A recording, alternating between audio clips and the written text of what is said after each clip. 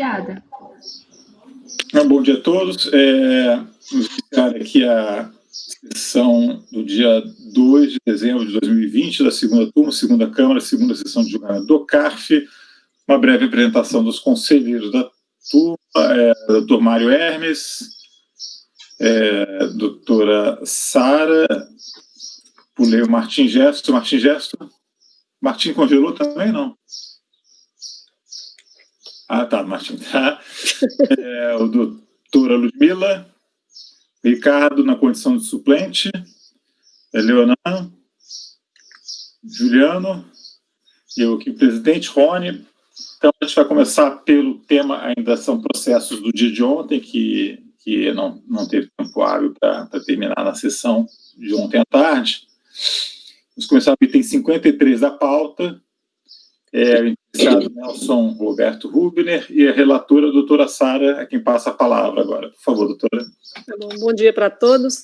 É um processo de RPF do ano de 2004, glosa de despesas médicas. Eu vou fazer uma leitura bem resumida, tentar fazer resumida para ser mais rápido. Então, a glosa da despesa médica foi por motivo de falta de previsão legal. A dependente do contribuinte, Karina, sofria de um mal de escoliose tóraco-lombar, que é uma doença que ela tinha desde o nascimento, e não tendo sido curada pelo tratamento conservador, ela foi submetida a uma cirurgia, na qual foram utilizados materiais específicos, que são placas, parafusos ortopédicos e outros materiais medicinais específicos, e conforme estão nas notas fiscais, que estão as folhas 19 e 20. O fisco, embora admitindo que a despesa com material fosse dedutível, ele exigiu que as mesmas fossem faturadas pelo hospital.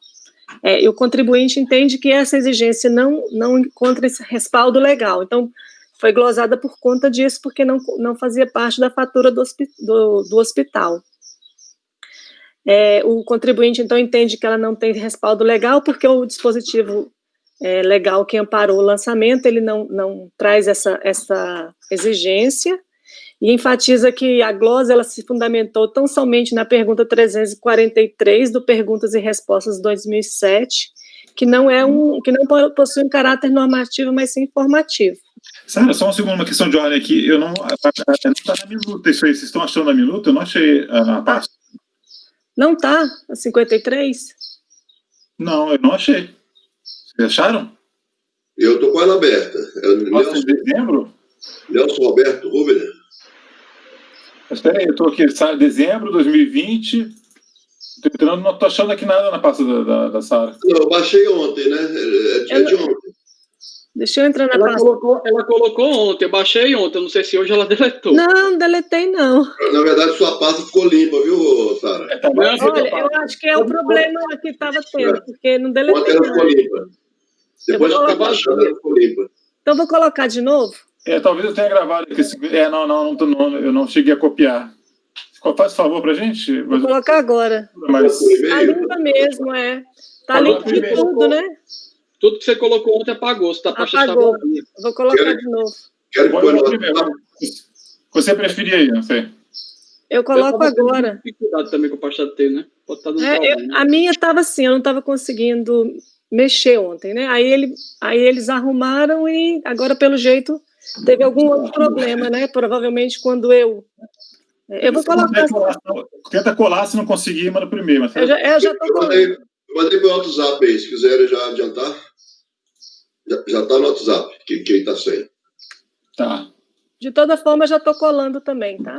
Vou botar as três. Pode prosseguir, então. Eu estou acompanhando a leitura, tá? Não tem problema. Tá bom. Então, a DRJ, ela manteve o lançamento, na ementa consta despesas médicas, dedução. A dedutibilidade de despesas médicas da base de cálculo do imposto de renda está restrita à remuneração paga a prestadores de saúde indicados na linha A do inciso 2 do artigo 8º da 950 exclusivamente. É incabível, por falta de previsão legal, deduzir da base de cálculo do imposto de renda, a título de despesas médicas, o valor pago na compra de placas, parafusos e outros materiais medicinais utilizados em procedimento cirúrgico não incluídos na fatura emitida pelo estabelecimento hospitalar ou pelo profissional. Aí o contribuinte, ele apresenta o recurso voluntário, né, no qual, ao contrário do que entendeu a DRJ, ele entende que a legislação permite, sim, a dedução da despesa, sob a condição de apresentação comprobatória, no caso, receituário médico e nota fiscal, e ele teria apresentado esses 2 documentos, que os fundamentos da DRJ não se baseiam na lei em sentido estrito, e que os materiais utilizados na cirurgia não são vendidos pelo hospital, mas são solicitados por médicos em estabelecimentos especializados, por isso não tem como integrar a fatura do hospital, mas que eles se enquadrariam, sim, no conceito de prótese e aparelhos ortopédicos, pois integram um único aparelho colocado na coluna vertebral da dependente para a correção de seu problema, de forma que, depois de inserido na coluna vertebral, torna-se, sim, um aparelho prótese e enquadra no conceito da instrução normativa da Receita. Estou fazendo uma leitura só de alguns trechos para ser mais rápido. O contribuinte... então vou para o voto. O contribuinte, ele, então, se insurgiu contra a glosa de 2 despesas médicas, da Síntese Indústria e Comércio, de 30.815, e da Biofix, Comércio de Materiais Cirúrgicos, R$ 194. Eu vou ler os trechos da decisão da DRJ, né, que fundamentou o voto. A DRJ está na página 37 a 40, ela diz: no tocante à dedução de despesas médicas, o decreto 3.000 dispõe que, no caso, o artigo 80, né, inciso 5, no caso de despesas com aparelhos ortopédicos e próteses ortopédicas e dentárias, exige-se a comprovação com receituário médico e nota fiscal em nome do beneficiário. A DRJ prossegue: o alcance da expressão aparelhos ortopédicos e próteses ortopédicas está explicitado na Instrução Normativa 15 de 2001 da Receita. Consideram-se aparelhos ortopédicos e próteses ortopédicas pernas e braços mecânicos, cadeira de rodas, andadores ortopédicos, palmilhas ou calçados ortopédicos, e o 5, qualquer outro aparelho ortopédico destinado à correção de desvio da coluna ou defeitos dos membros ou das articulações. E ainda a DRJ trouxe o conceito do dicionário Aurélio. Tem 2 conceitos, vou ler só o segundo. Qualquer conceito de prótese, qualquer aparelho que auxilie ou aumente uma função natural.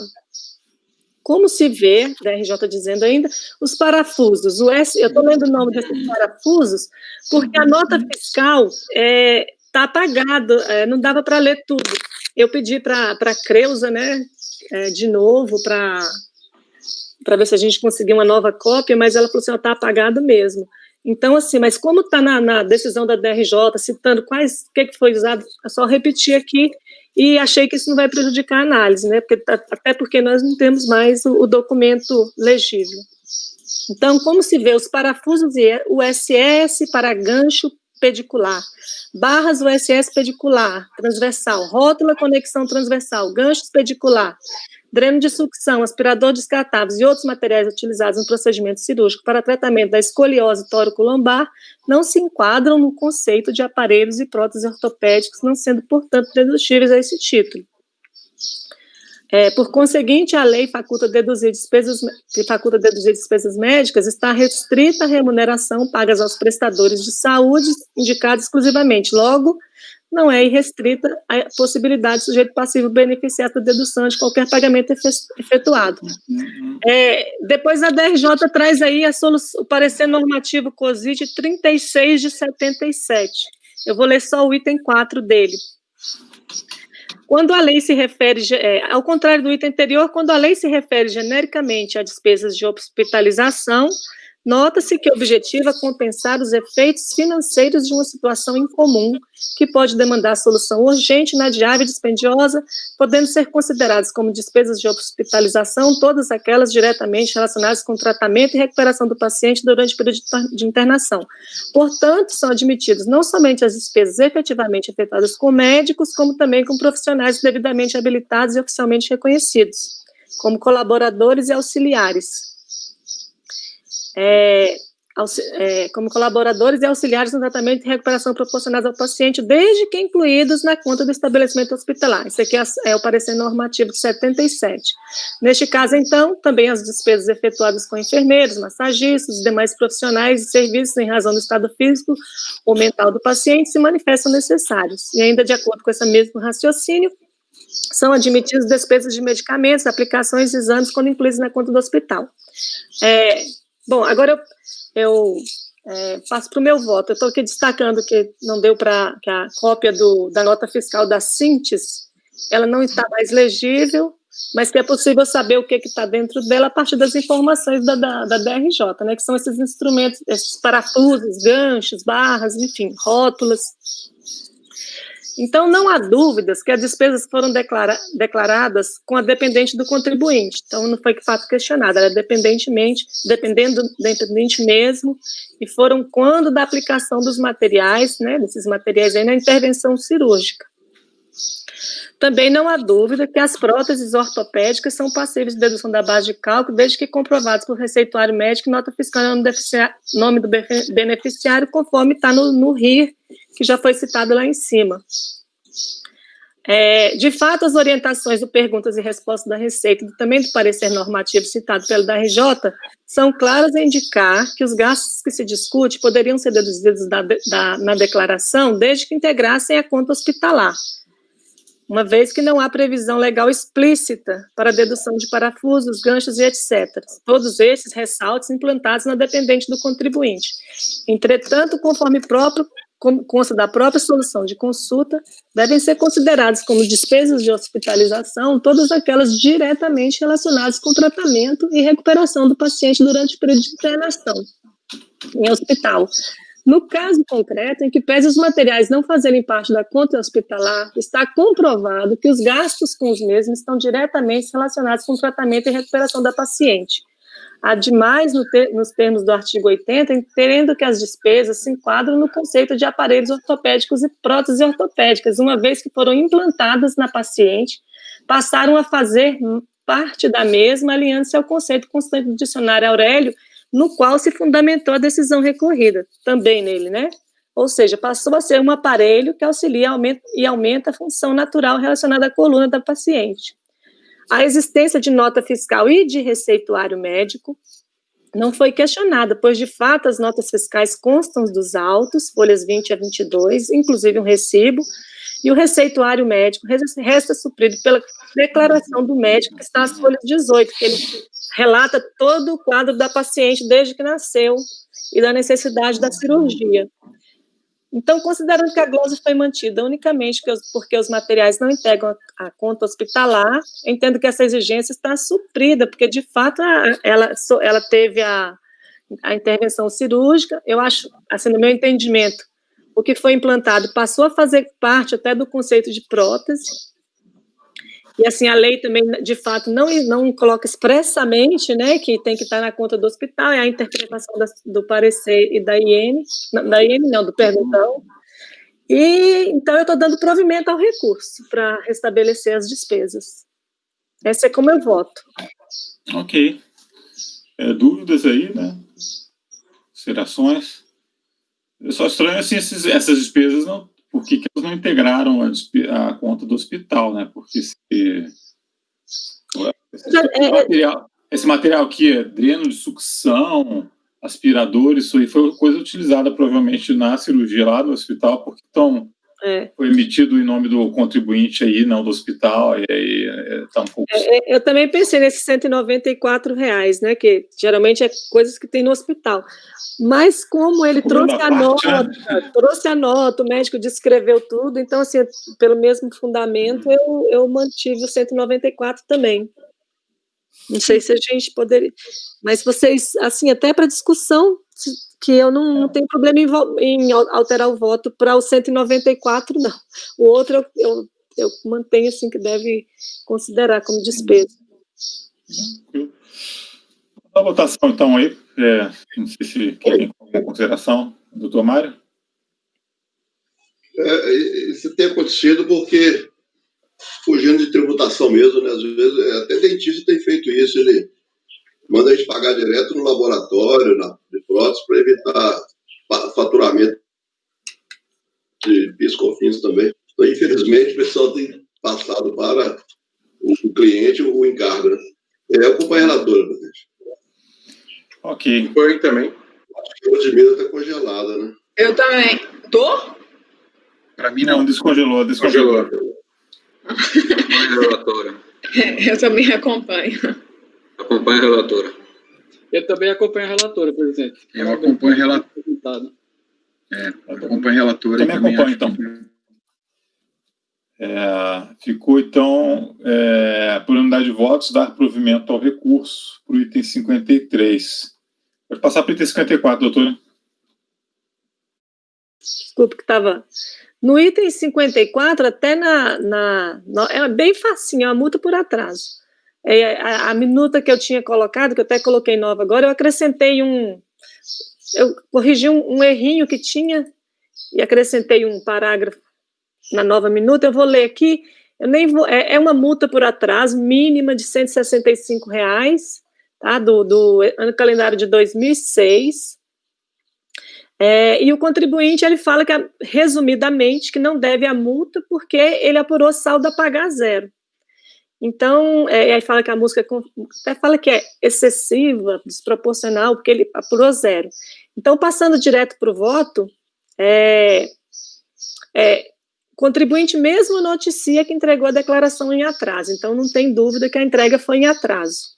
Aí aqui que eu fiz uma correção, que eu estava citando uma IN da Receita de 2006, e eu teria que citar uma de 2007. Então, vou ler. Nesse sentido, a instrução normativa SRF 716, de 5 de janeiro de 2007, fala que está obrigada a apresentar a declaração de ajuste anual a pessoa física que recebeu no ano calendário de 2006, que é o ano calendário aqui, 14.992,32. Até acrescentei o parágrafo que estava faltando, que conforme a declaração de ajuste anual do contribuinte, que está nas folhas 8, ele recebeu rendimentos tributáveis em 2006 de 16.293, ou seja, ele estava obrigado à entrega.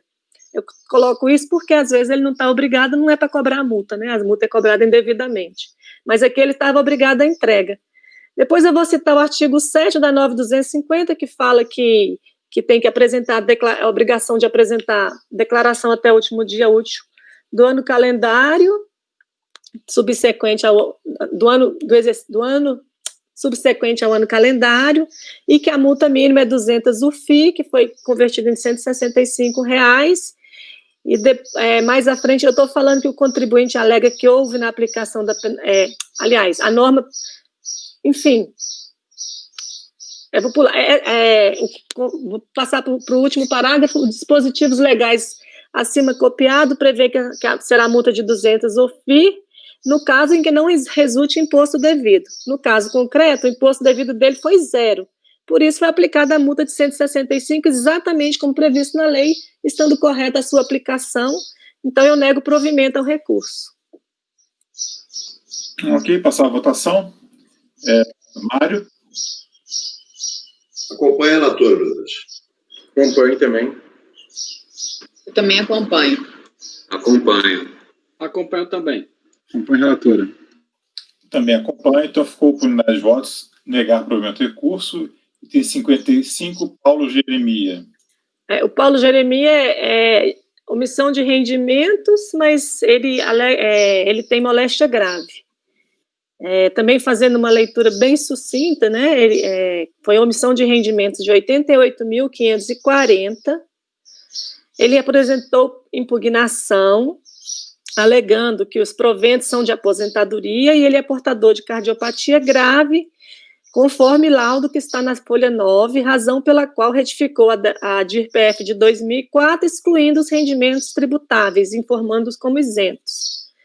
A DRJ manteve o lançamento sob o seguinte entendimento: no caso, está ratificado que o contribuinte é aposentado por tempo de serviço de contribuição ao INSS e portador de moléstia grave desde 11/2/2003. Dessa forma, estão isentos os proventos de aposentadorias do INSS e do governo do Rio Grande do Sul. No entanto, são tributáveis os rendimentos do trabalho assalariado auferidos do SESC, tendo em vista a não comprovação de que se trata de proventos de aposentadoria, requisito essencial para usufruir do benefício. Então, ela considerou tributável, manteve o lançamento, né? Aí o contribuinte apresenta o recurso voluntário, ele narra os fatos e ele fala que os rendimentos são provenientes de aposentadoria, conforme comprova os documentos que ele já teria juntado e outros que ele está juntando agora. Então, esse é um breve relatório. Passando para o voto, vou para o terceiro parágrafo. O julgador de primeira instância manteve o lançamento, uma vez que, mesmo considerando válido o laudo, não houve comprovação de que os rendimentos auferidos do SESC, objeto do lançamento, são oriundos de proventos de aposentadoria, requisito essencial para usufruir do benefício da isenção. Em sede recursal, ele junta os documentos de folha 58 a 165, quais sejam sentença e outras decisões proferidas em ação trabalhista movida contra o SESC, que tramitou na 27ª Junta de Conciliação e Julgamento, em Porto Alegre, que esses documentos permitem concluir que os rendimentos considerados omitidos referem-se à aposentadoria e a diferenças de complementação de aposentadoria pagas pelo SESC. Então, lá no documento, que essas cópias que ele trouxe, estão bem claros, que a verba era complementação de aposentadoria paga pelo SESC e diferença de complementação.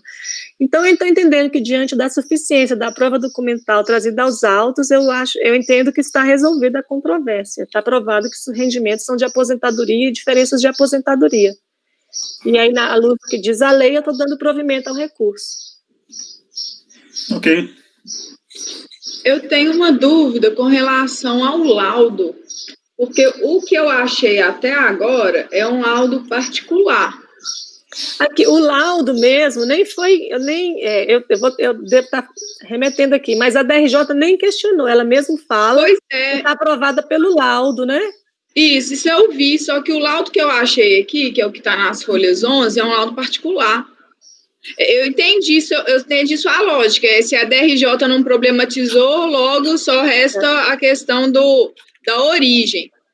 Só que vendo o laudo, o que eu achei até agora é particular, então a gente não aceitaria aqui. Não, mas assim, a DRJ, ela tem que ver a decisão da DRJ, vamos olhar lá o que ela fala, então.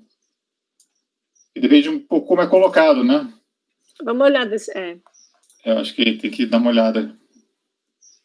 Ela disse que o laudo é ok, eu acho um pouco complicado a gente chegar e dizer que não. Agora, se ela simplesmente nem olhou muito e aí disse que esse a folha está errada. Às vezes eles falam, ainda que o laudo fosse considerado válido, de pronto esse rendimento não é de trabalho, aí é diferente. Aí eu acho que eles poderiam olhar. Não, achei um outro. O laudo está na folha 10 também, né? Tem um outro, não, tem um válido, que é o que eu tenho, que é um expedido pelo governo do Rio Grande do Sul, da Secretaria de Administração e Recursos Humanos, que tem um laudo de isenção de imposto de renda que atesta que ele tem uma moléstia enquadrável, né? É o mesmo laudo que está na folha 10, né? Que é o laudo de isenção do imposto de renda, foi emitido pela Secretaria da Administração, Departamento de Perícia Médica e Saúde do Trabalhador. Isso, é o mesmo laudo, isso mesmo. Então, com certeza a DRJ deu por ele. Eu tinha citado ele aqui como folha 9, vou até corrigir que é folha 10, né? Que está replicado na folha 29. A DRJ, certamente olhando, deu por ele, não pelo que está na folha 11. Eu fiquei com a dúvida aqui. Eu não consegui ler tudo ainda não, mas me parece aqui que isso é comum em algumas empresas que tem essa cláusula de complementação de aposentadoria, né? E aqui quem está pagando é o SESC. Tem considerado que tem caráter de aposentadoria, porque ele está recebendo do SESC, porque o teto da previdenciária é de 6 mil hoje, né? R$6.100. Então a empresa paga um plus lá, isso. Eu não entendo que seria complementação, não seria aposentadoria propriamente, seria um rendimento decorrente lá, mas a aposentadoria seria do INSS ou previdência privada, não? Na folha 64, está falando da complementação de aposentadoria. Isso, é complementação do valor que ele recebe como aposentado, né? Mas eu não entendo isso como aposentadoria propriamente. Foi movida contra o SESC essa ação, né? Exatamente, e quem paga é o SESC, não é o INSS. Eu não sei se vocês já julgaram alguma coisa assim, porque é muito... Se ele já está aposentado, é só um valor para complementar o valor que ele recebe de aposentadoria, eu vejo isso como um rendimento de aposentadoria. Ele está aposentado, ele está recebendo, ele entrou com uma ação porque a aposentadoria estava como talvez tivesse o valor que ele estivesse recebendo estivesse baixo, então ele entra com uma ação ou então de repente a entidade que financia não todas as contribuições, alguma coisa do gênero lá. Mas, assim, se ele está aposentado já, esse valor eu entendo como complementação. Pelo menos eu tenho visto ser entendido como uma complementação. Mas o Juliano pediu a palavra, por favor, Juliano. Eu tenho o mesmo entendimento seu, e a gente já viu um caso há uns meses atrás que eu trouxe, que era exatamente complementação de aposentadoria. A gente seguiu como aposentadoria, com a natureza de aposentadoria. Eu não me lembro falar qual o caso específico, Mário, mas depois eu posso te passar. E pago pela empresa privada. Sim, no caso que eu tinha, eu acho que era uma empresa do Estado. Uhum. Porque, para mim, isso decorre da própria relação contratual do vínculo empregatício lá, que é uma cláusula que garante, até como um plus para a pessoa, até uma forma de buscar a gente no mercado, né?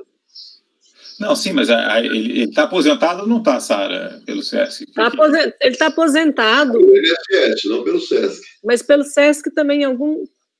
Isso. Não, concordo. Eu acho que o Mário está... Porque ele não receberia complementação de aposentadoria se ele não tivesse aposentado. Acho que eu entendi a dúvida do Mário, mas se eu acho, né, que na verdade ele está pensando que ele está trabalhando pelo SESC ainda, mas ao mesmo tempo eles já estão injetando um dinheiro para melhorar a aposentadoria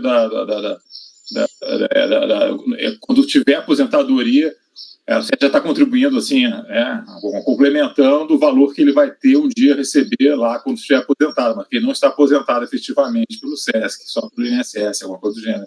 Leonardo, por favor. Eu fiquei com essa dúvida também. E existem casos, pelo menos no serviço público, e até casos de parentes meus, que a pessoa tem todos os requisitos para se aposentar. Aí eu estou na dúvida se essa é a situação, eu gostaria de entender. Sim. A pessoa tem todos os requisitos para se aposentar, mas ela não requer aposentadoria, ela não se aposenta, e aí o Estado paga uma complementação, como se fosse um bônus de permanência. Então ela tem um salário. Aí eu gostaria de saber se há alguma coisa parecida nesse sentido. Até porque aí é CLT, né? Bônus de permanência, eu acho que é só serviço público, né? Mas nesse caso aí, dessa relação trabalho. Dá uma olhada, cara, o empregador, por algum motivo, está pagando um plus, um salário para ele não se aposentar, ele está aposentado ou não? O Juliano também quer fazer uma colocação ali. Eu quero só perguntar, mas, Leona, se for aposentadoria, complemento pago, você não tem dúvida. E aí eu fiquei com uma dúvida. Na sua opinião. Leona? Como é? Não, que você fez a pergunta para a Sara. Se fosse um bônus de permanência, ok. Mas se for uma aposentadoria, um complemento, você não tem dúvida que é isento? Não, assim, ele pode estar aposentado do INSS e receber o complemento em geral, e pode estar trabalhando ainda, onde ele deve ter um salário, e eventualmente até o empregador, para ele não parar suas atividades, pode estar pagando um bônus, que aí é a nomenclatura que se dá no mundo privado, isso aí mas se paga um plus ainda para ele trabalhar. Essa verba do trabalho, tanto a verba do trabalho como essa gratificação, esse bônus, ou o nome que queira dar, para mim, essa parte aí não teria natureza de aposentadoria. Perfeito, mas se for um complemento de aposentadoria, não teria problema. Não, complemento não. Me parece aqui que esse aspecto está tranquilo. Ele é aposentado, ele era superintendente do SESC e tinha uma cláusula contratual que ele aposentando, o SESC complementaria a aposentadoria em 30%. Na verdade, vamos pôr que era 20%. E aí eles mudaram essa cláusula, essa portaria ali interna do SESC, e passou para 30, e ele requer junto à Justiça, mudaram, mas não estendeu os aposentados. Então, ele ganhou o direito de passar a receber de acordo com a nova portaria lá do SESC. Então, agora está mais claro, então. Então, ele está aposentado realmente, e realmente é um complemento de aposentadoria pelo empregador por força de um acordo, alguma coisa lá atrás. Mas o trabalhista totalmente aposentado. Aí, para mim... Se você pegar a página 70 aí, para mim é isento. Mais claro. Agora está claro os fatos. Obrigado. Talvez fosse interessante a Sara dar uma... só para ficar claro, para não gerar dúvida, né? Até quando for alguém ler o acordo, não achar... Eu vou complementar. Até assim. Eu até citei que seriam diferenças de aposentadoria, né? E aposentadoria, porque eu tinha visto, mas eu esqueci de anotar a página. Eu vou pegar esse trecho e vou transcrever no voto, que aí fica mais claro. Mas está esclarecido, então, né? Podemos votar? Eu vou... Eu estou de boa. Tá. Então, Mário, por favor.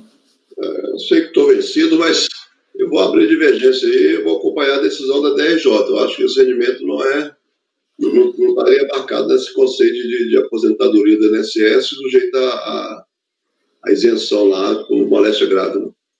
Ok.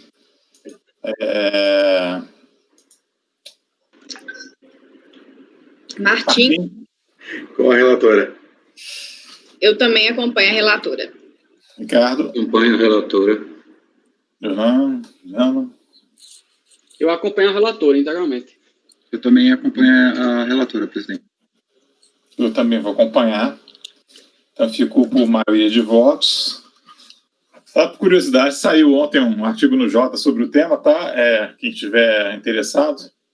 Exatamente, não é exatamente a mesma situação, mas sobre essas decisões do CARF, essa questão de complementação de aposentadoria e resgate. Não, mas, na verdade, ele era resgate de aposentadoria. Era resgate, a gente inclusive decidiu. Resgate. Tem as decisões lá da Câmara Superior, cita uma decisão nossa também, então, só para curiosidade, pode dar uma fuçada lá, tá? A Câmara Superior, ela decidia de uma forma que a gente já havia decidido da forma que agora eles estão decidindo, eles mudaram os votos. Exatamente. É interessante, a gente estava votando certo. E aí citam no final dessa matéria o nosso paradigma. Eu estou falando, a gente agora, não bastasse o Supremo, também agora a Câmara Superior está seguindo o nosso passo. Não tem mais.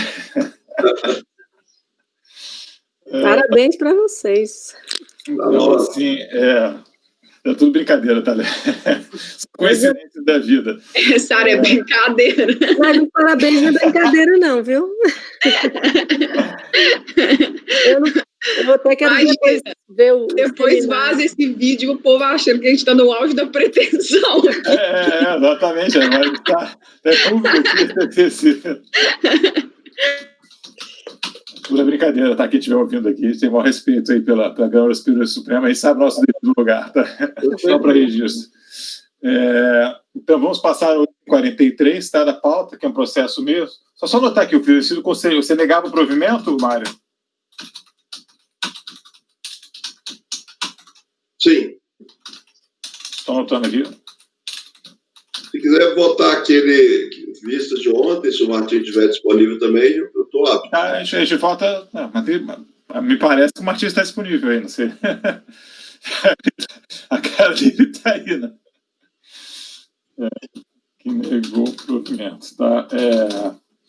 Então, vou começar pelo 43, está na pasta, tá? E, como eu falei, o doutor Mário pediu para dar uma olhada, e eu também me dei conta que a minuta não era a correta, e a minuta correta, infelizmente, os processos de informática e de fazer backup eu perdi, mas eu reconstituí ela na medida do possível.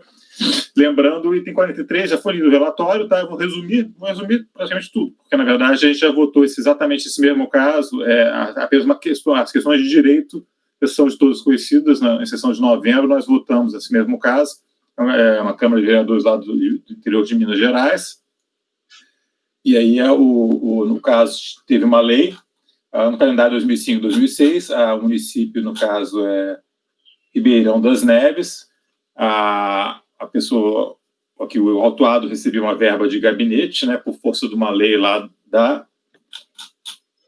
do próprio, uma lei municipal, 2.626 de 2003, que ele receberia uma ajuda de gabinete para fins da atividade, que é para cobertura das despesas do gabinete parlamentar, tá?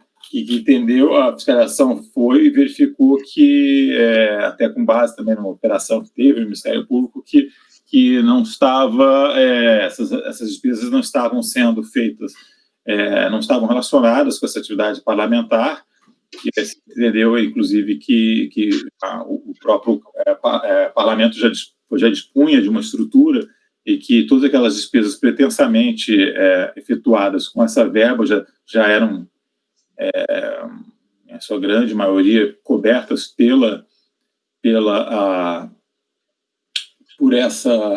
própria estrutura do gabinete, tá?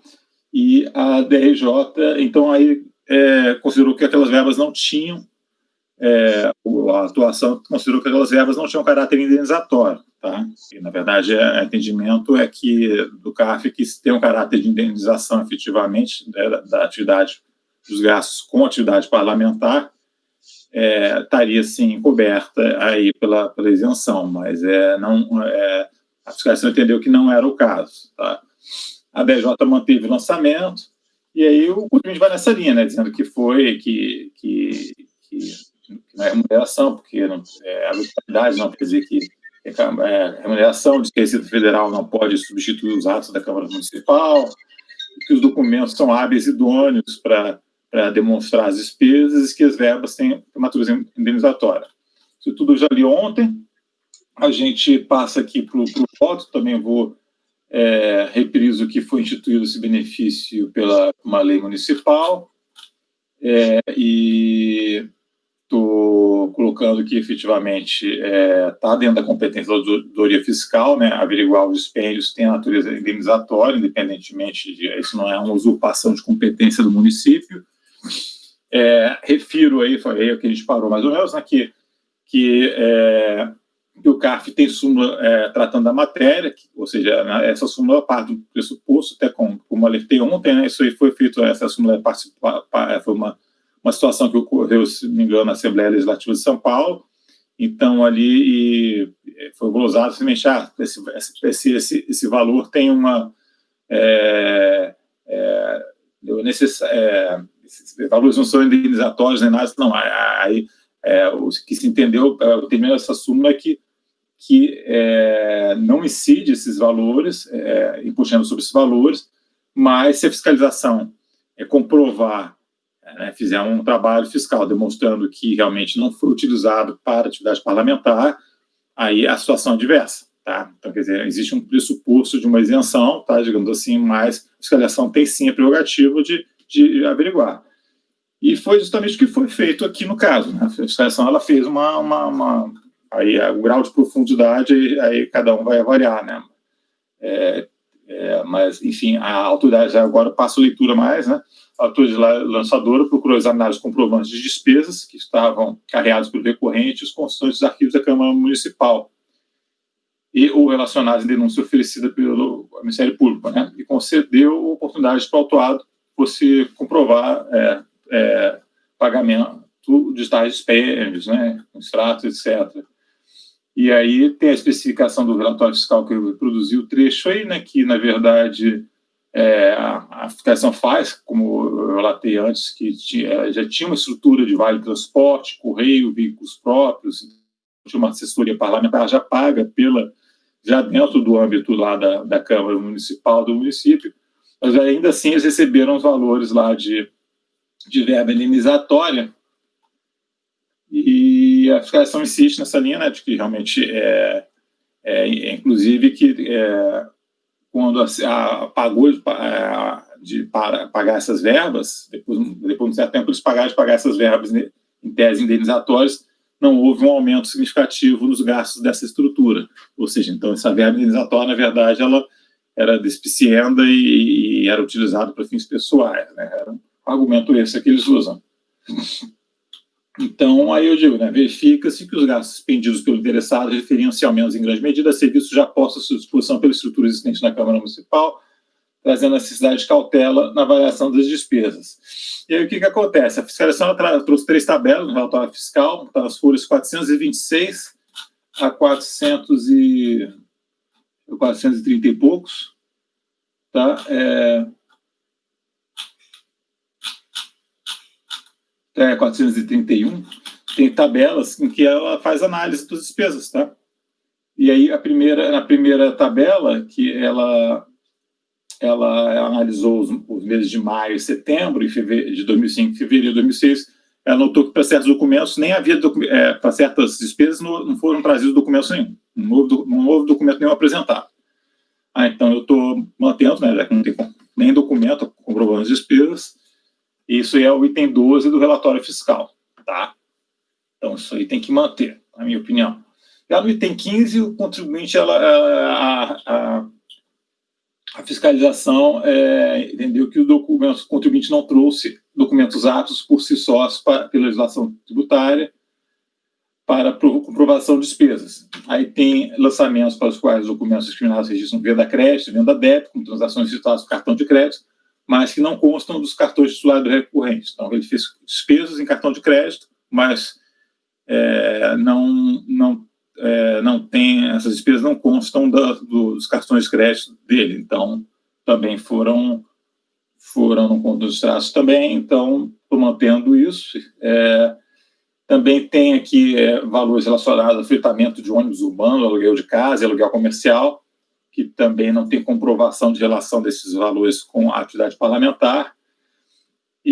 Mas eu estou acatando aqui, o contribuinte ele disse que fez uma alegação mais ou menos genérica de que pagou seus bens em dinheiro, e tendo visto os baixos valores envolvidos, eu tenho como crível tal argumento. Então, aqui, nessa tabela, que é a tabela do item 15 do relatório fiscal, que são mais ou menos despesas com combustível e material de escritório, são valores de assim, 100, 150 reais, tem uns maiores, uns menores. Eu estou considerando uma questão pessoal, né? Eu estou achando compatível, tá, com a atividade parlamentar, ele visitar rincões eleitorais lá, a frequência, se o município é grande ou pequeno, ou se é muito, ou se é pouco, eu acho que entra num grau de subjetividade um pouco, a meu ver, um pouco elevado, mas também eu acho também que é passível de poder ser glosado também, tá? Eu tô acatando essas despesas de transporte e material de escritório. Não tem nenhuma situação assim de utilizar um carro próprio, um carro ou outro. Foi uma glosa basicamente por entender que os documentos não eram apropriados, mas eu estou considerando, tá? Então lá na tabela 15. Agora no item 16 o item 16 ele faz uma outra tabela e diz que para esses aqui o problema foi que essa documentação, aqui os documentos, nenhum deles está no nome do contribuinte, tá? Então, tendo em vista, estou sempre me focando no que a justificativa que a fiscalização fez para a glosa. Então, aí eu cito que a legislação tributária, mas também a própria lei municipal determina no artigo 2º que a despesa tem que ser realizada no nome do vereador. Então, como a fiscalização utilizou isso como justificativo para essa glosa, estou acatando que realmente é uma desconformidade clara com as normas legais, tá? Então, não havendo qualquer vínculo discernível dos comprovantes de despesa em apreço com a pessoa do recorrente, deve ser mantida a autuação dos despendícios em referência, na medida em que discriminadas na planilha constante do item 16, a despeito da forma mediante qual tenham sido pagas. E aí, no final, a autoridade lançadora, como respaldo para as conclusões acerca da indevida utilização das verbas em questão por parte do autuado, ela traz colação de trecho de denúncia oferecido pelo Ministério Público em desfavor daquele, na qual são narradas o que seriam algumas das desconformidades no emprego das regras indenizatórias. Aí o que eu coloco assim, que pede essa certa citação de análise feita pelo órgão de destino da autuante a ser submetida ao exame do poder judicante. Não havendo, e não foram correlacionados claramente os eventos ali mencionados com os documentos específicos constantes dos autos, tá? São alusões genéricas, não tem apontamento, a fiscalização não relacionou aquelas questões apontadas ali naquele trecho Está no relatório fiscal na sequência, deve estar na página 434, uma coisa assim, tá? Eu achei que aquilo ali, por si só, não seria suficiente para dar apoio a uma glosa ampla. Então, na verdade, minha proposta aqui é recalcular o lançamento, e aqui eu estou com a exclusão dos dispêndios glosados, à exceção dos seguintes. Né? Na verdade, eu aqui, despesas vinculadas a documentos, eu estou apontando aqui como... Aqui normalmente a gente fala o que a gente vai excluir do alto, tá? Mas como aqui tem vários lançamentos de pequenas coisas, assim, com vários nomes, digamos assim, o que eu estou mantendo são vários itens com nomes ligeiramente diferentes. Eu achei mais fácil botar o que eu estou aqui mantendo, assim, né? Então, na verdade, eu estou colocando que eu estou mantendo, eu estou assinalando o que eu estou mantendo no alto, não o que eu estou excluindo por conta dessa peculiaridade, tá? Mas o padrão, mas é porque realmente nesse caso eu estou mantendo apenas alguns itens, os outros todos eu estou aceitando. Mas os outros todos são pequenos gastos de diversos tipos de títulos, então na verdade, fica até para a implementação da decisão, né? Então, eu estou mantendo aí as questões da tabela no item 15, aquelas vendas débito, venda crédito, fretamento de ônibus urbanos, aluguel de casa, aluguel comercial, né? Então, aquelas outras eu estou excluindo, que são os transportes lá, a meu ver, de pequeno valor, e pequenos itens de material, escritório, coisas afins. No item 16.1, tem uma planilha que eu estou mantendo todas, porque são aquelas que não teve identificação de clientes. E também estou mantendo ali aquele ponto do item 12 que eu mencionei, que não sequer foram apresentadas comprovantes de despesas. E aí, esse eu voto, passar provimento para que seja feito o recálculo nesse sentido, né? Então, eles vão simplesmente excluir tudo que não foi isso aí que está apontado. Esse é o voto. Presidente, só uma dúvida. Com relação a esses deslocamentos que você está acatando, que gasto, como é que... desculpa que eu não consegui ainda baixar o processo, minha internet ficou um pouco lenta agora. Mas quais gastos que foram? Porque na Câmara eles tinham motoristas próprios, né? Eles tinham transporte fornecido pela própria Câmara. Era um transporte também, né? Eles tinham, pelo que eu me lembro, quando foi feito esse procedimento lá pelo Ministério Público, uma coisa que chamava atenção justamente era isso, que não havia, após ter cessado a concessão dessa verba de gabinete, não houve um aumento substancial com o transporte, porque já era pago anteriormente, ou seja, não tinha necessidade de um dispêndio adicional. Esse deslocamento era de algum assessor da equipe dele? Tem algum detalhamento maior? Não tem esse detalhamento. Não tem esse detalhamento. Tá. Esses ali são uma tabela. O que tem a fiscalização levantou foi uma tabela com tal gastos de despesa de gasolina, R$150. Sabe, esse tipo de coisa assim, não foi feita uma análise do que foi ou deixou de ser feito em relação... A fiscalização não fez, né? Aí a própria manifestação do Ministério Público foi mais em relação assim, à questão de afretamento. Fez uma entrevista lá com um sujeito lá que disse que ele alugava o ônibus para levar os eleitores para o afretamento do ônibus urbano, sabe?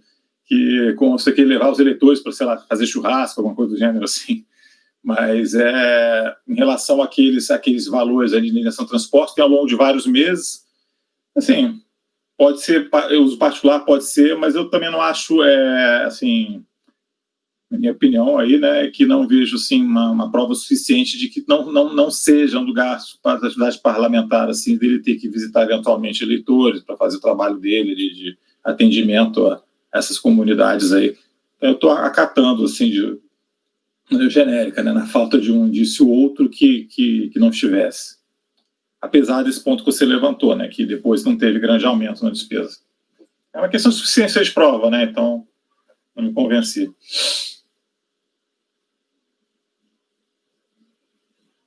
Mário, por favor, está com a palavra.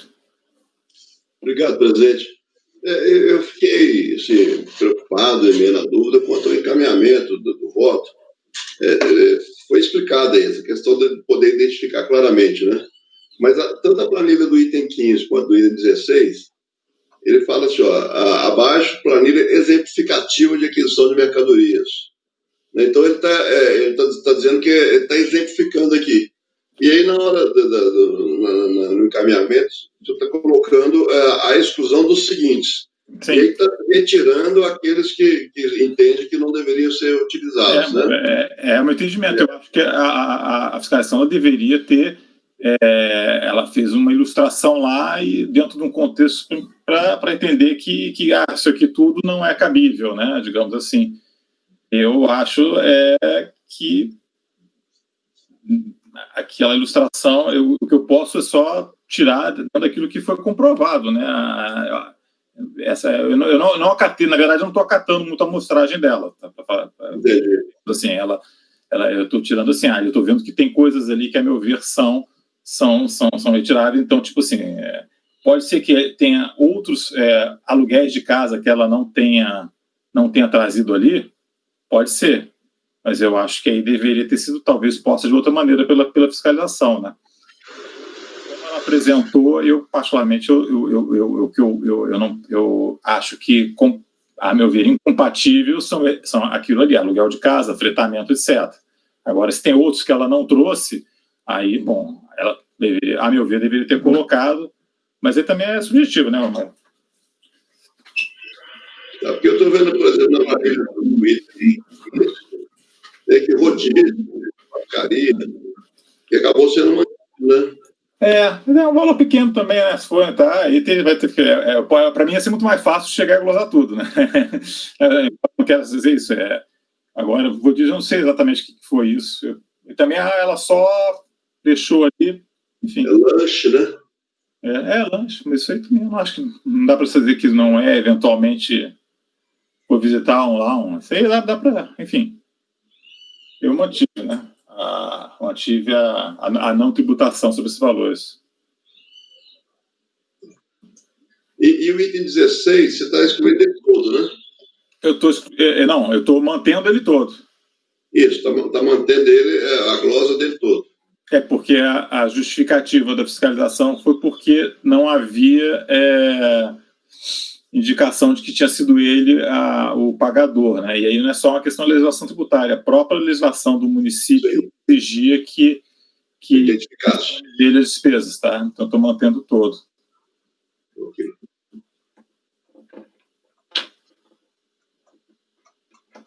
Podemos votar, gente? É um caso mais simples, aí qualquer coisa também, né? Diverge, a gente toca a ficha para negar provimento, se for o caso. Então pode pedir vistas. Acho que está bem colocado aí, não tem como. A vista não vai resolver muito, na minha opinião.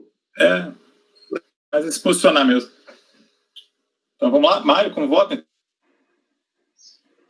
Acompanhe o voto, presidente. Também acompanho, presidente.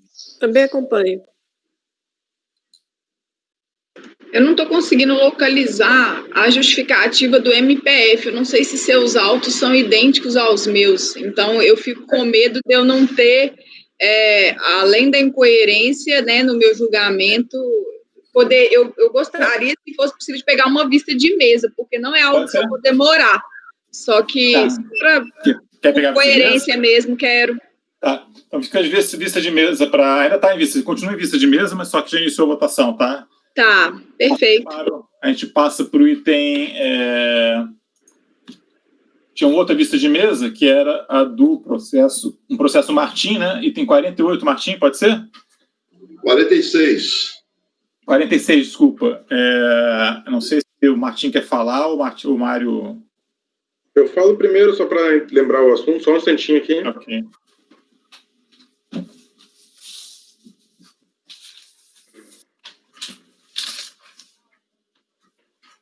Para relembrar a todos qual é o caso, né? Esse é um caso que eu estava inicialmente propondo uma resolução, que é aquele caso do casal que não tem prova do casamento, né? Que não tem a prova da dependência.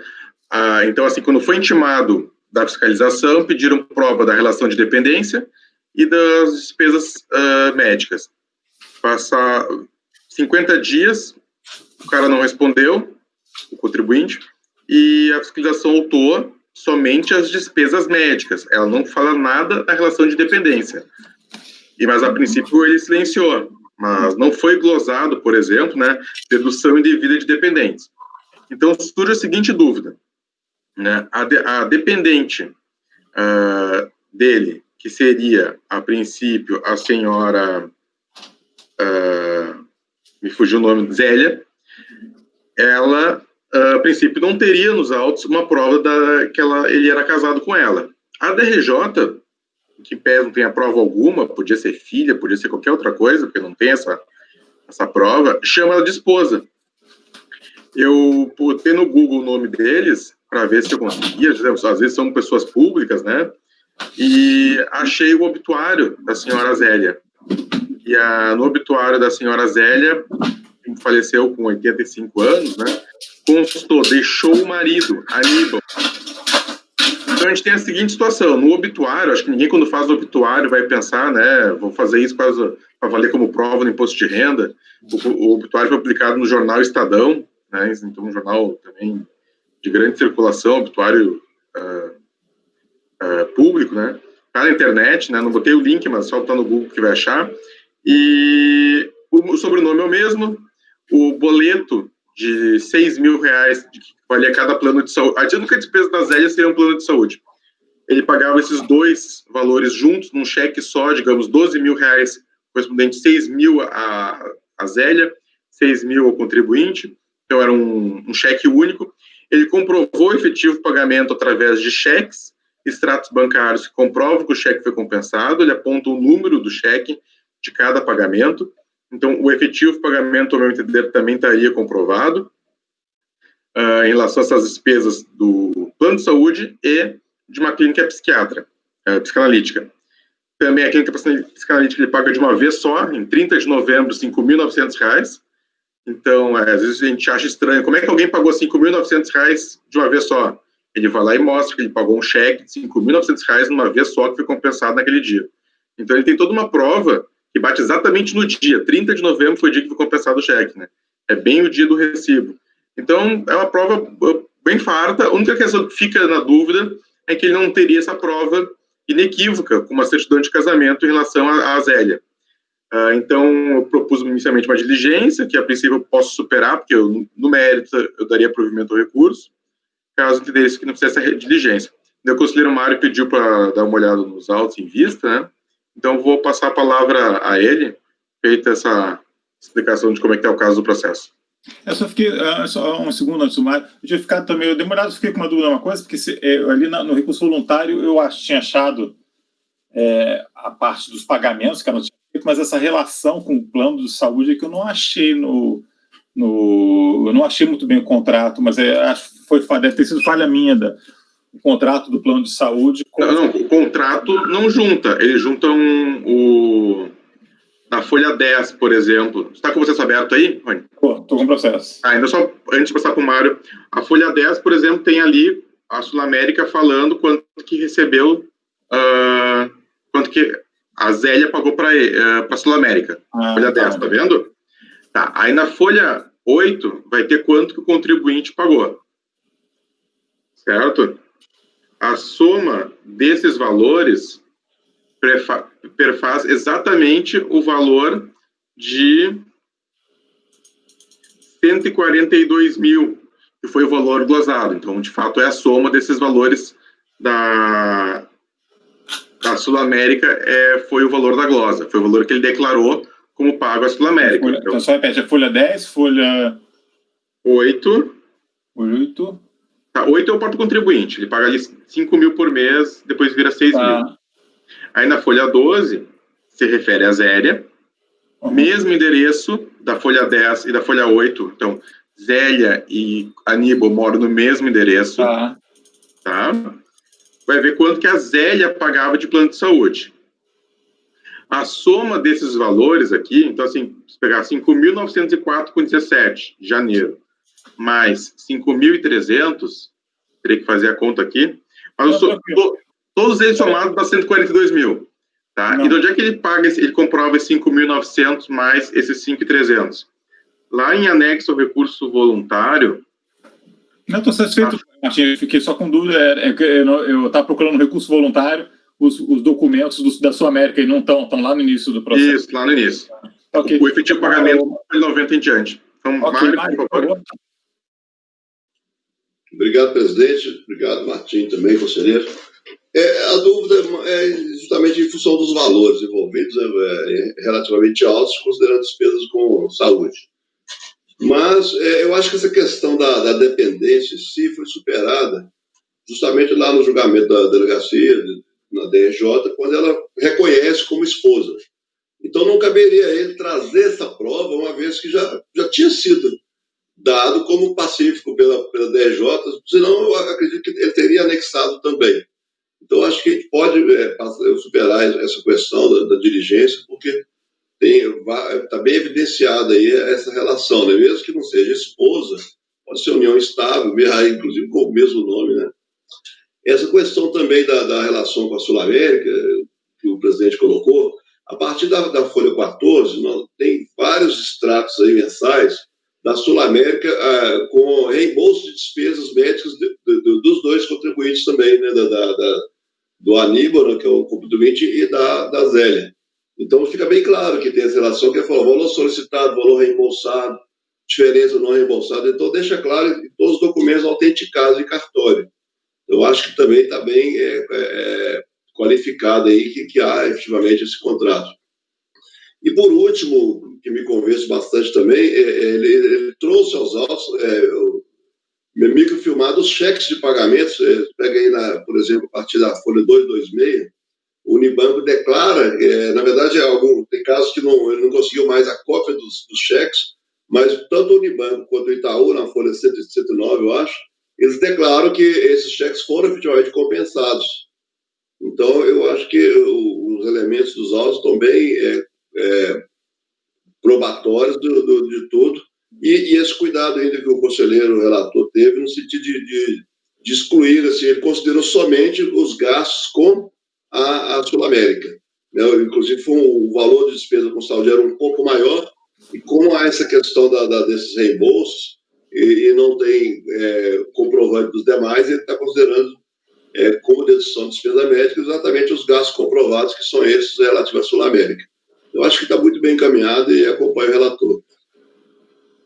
Ok, a tua proposta de voto, então, como é que ficou mesmo? Então, como só o Mário estava com essa dúvida, né, da diligência ou não, então eu vou retirar minha proposta de diligência, já que todo mundo entendeu como desnecessária, e eu vou direto para o voto, então, dando provimento ao recurso de forma parcial. A única coisa que eu não dou são aqueles reembolsos que da Sul América, a parcela não reembolsável do médico. Então, a pessoa pagou R$700 para o médico, a Sul América reembolsou 300. Aqueles R$400, eles não trazem o recibo do médico dos 700 para provar os 400. Eles vão lá simplesmente e mostram assim, o extrato da Sul América. Tem gente que pode pensar, né? Se a Sul América concordou em reembolsar, em tese está tudo certo. Mas eu acho que aqui a gente não poderia fazer uma vista tão grossa assim, né? Então, eu nunca vi isso passar. Mas se alguém se lembra de algum caso, mas a princípio eu não estaria dando a parcela não reembolsável que a própria Sul América já não reembolsou. E é justamente nas folhas 14 e 16. Do próprio contribuinte, tudo foi o valor não reembolsado. Faltou R$442 para o contribuinte ser reembolsado. E para a senhora Zélia não tem a soma ali, mas também é um valor baixo. Na verdade, você está considerando que tem que estar efetivamente comprovado nos autos de que o seria Sul América. Que é 142 mil para a Sul América e 5.900 para a clínica médica. A DRJ disse que não tinha prova que essa clínica médica seria uma clínica médica. Ele deu contribuinte em recurso voluntário junto ao contrato social, comprovando que é uma sociedade de profissionais composta por 2 médicos.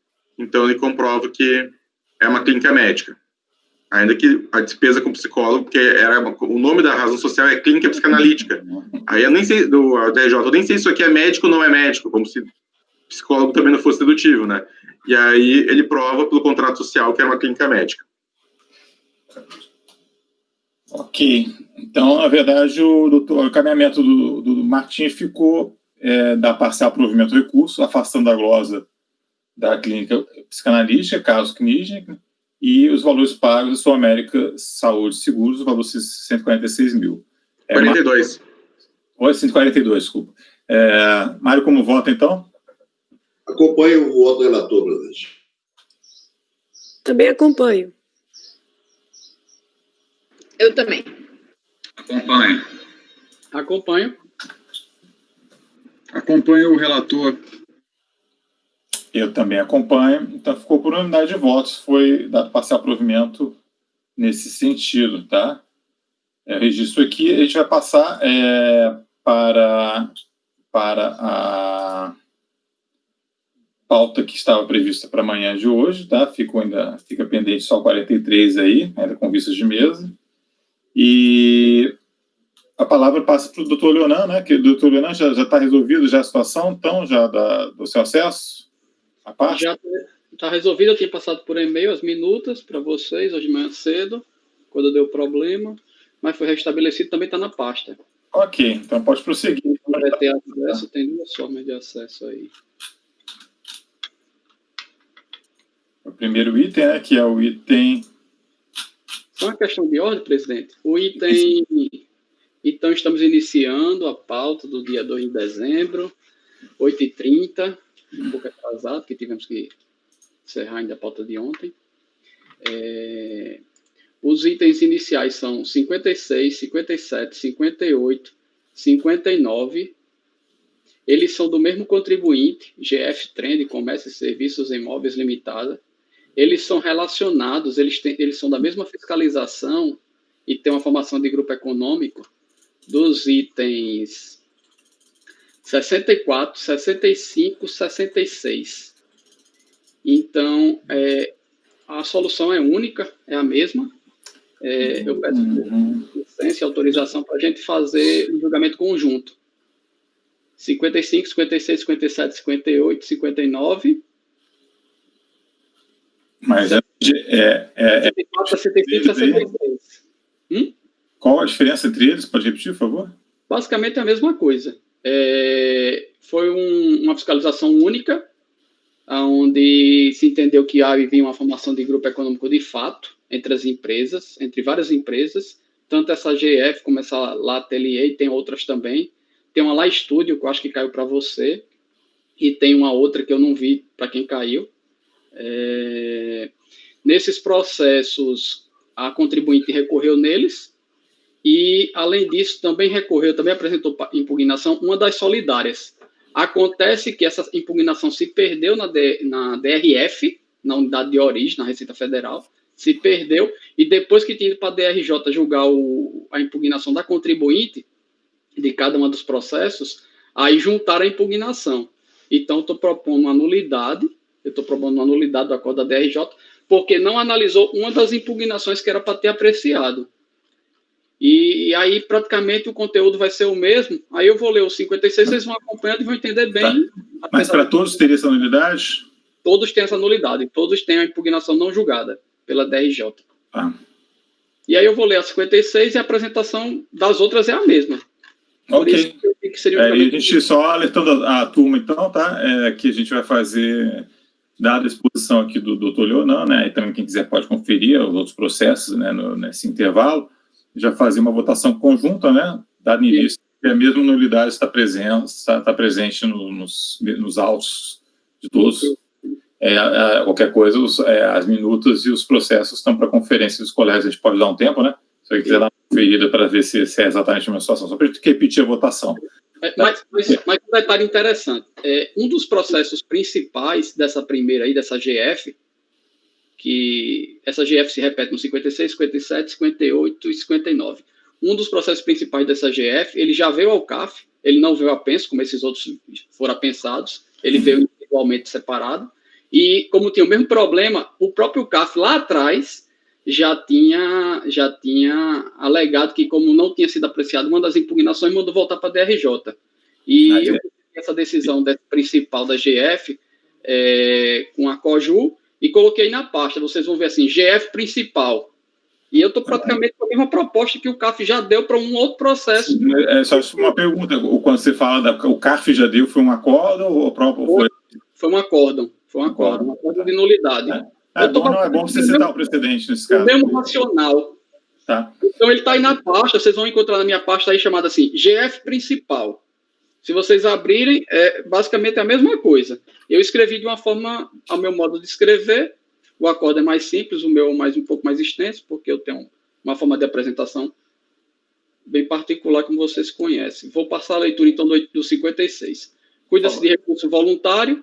Aqui vai ser o recurso voluntário de GF Trend, relativo à decisão da 12ª turma da DRJ de São Paulo, que, por unidade de voto, julgou improcedente pedido deduzido na impugnação da própria GF, cujo acordo eu estou assim emendado. Aí eu peço vênia, como para não precisar ler essas questões da ementa aqui, até porque tem essa questão processual. O lançamento foi sumariado do seguinte modo, eu peço vênia também para não precisar ler o fundamento aqui da autuação, mas foi uma auto-infração, teve várias motivações. Em processo de ocorrência da mesma fiscalização, houve lavatura de relatório fiscal sobre a formação de grupo econômico de fato entre empresas. Referidos processos formam o mesmo lote e estão sendo julgados nessa mesma sessão. Aí tem todos esses processos aí que eu citei, 56 ao 59, 64, 65 e 66. O relatório fiscal sobre a formação de grupo econômico de fato entre empresas identifica como contribuinte à empresa Lei Ateliê Móveis Limitada, que está lá no 64, 65 e 66, tendo por solidários as pessoas físicas Lá Estúdio, Investe Imóvel, estou lendo só o primeiro nome, GF Trend, que é essas daqui, das 56 a 59, e HD Comércio de Imóveis. Consta no relatório fiscal sobre formação de grupo econômico de fato entre empresas, juntado naqueles autos que o procurador das empresas é a mesma pessoa física, item G e H, e foi este quem deu ateste nas notificações, inclusive na destes autos. Se vocês verem todos esses processos que eu falei, e os que a gente está julgando, mesmo sendo empresa diferente, o procurador é o mesmo, você vê ali a mesma assinatura, a notificação. Da impugnação ao lançamento pelo tempo, foi apresentada conforme bem relatado na decisão desgastada. Aí eu trago ela, mas eu peço vênia para não ler, porque vai sempre se repetir.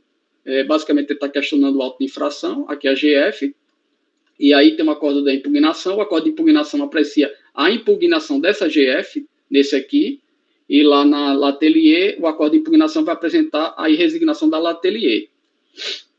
E aí elas recorrem, tanto a GF apresenta seu recurso voluntário, nesse processo aqui, que é dela, e aí vem a questão processual que eu estou a apresentar sobre a nulidade. Da impugnação da Solidária. A Lá Studium, após juntar do recurso voluntário da GF Trend, faça a decisão da DRJ que apreciou a sua impugnação, a unidade lançadora juntou aos autos a impugnação da empresa solidária Lá Studium, que havia sido protocolada em 28 de 12 de 2007 e não consta como apreciada pela DRJ. Aí é o que importa relatar. O recurso voluntário tem os pressupostos de admissibilidade, conheço, nulidade.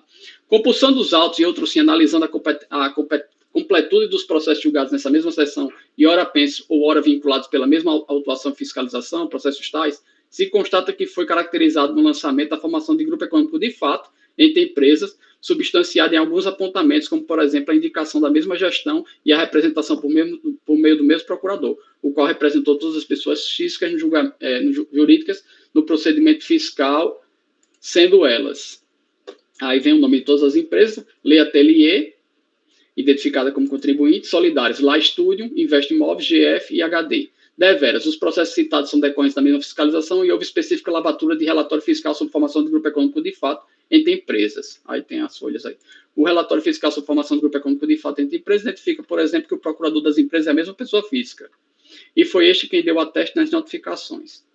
Neste contexto, cabe bem esclarecer que, após juntada do recurso voluntário de uma das empresas, após ter sua específica impugnação juntada em primeira instância, a unidade lançadora juntou aos autos uma outra impugnação, que é relativa a uma das pessoas jurídicas solidárias, que havia sido protocolada para juntada nesse caderno processual em 28 de 12 de 2007, antes do julgamento da DRJ, e dentro do tritídio legal impugnatório, notificado ao procurador em 3 de 12 do 12 de 2007, e apresentada por óbvio antes da aprovação da decisão da RJ, que sobre ela deveria se manifestar, mas não se manifestou, haja vista não ter sido juntada aos autos a tempo e modo pela DRF de origem, lá pela Receita Federal.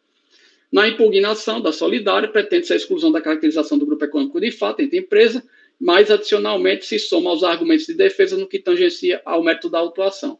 Pelo que observo de pronto, preterição do direito de defesa, que é uma das hipóteses geradoras de nulidade, na forma prescrita no inciso 2 do artigo 59 do Decreto 7235. Aliás, entendo que as impugnações deveriam ser julgadas em conjunto para evitar prejuízo à defesa, ou às defesas.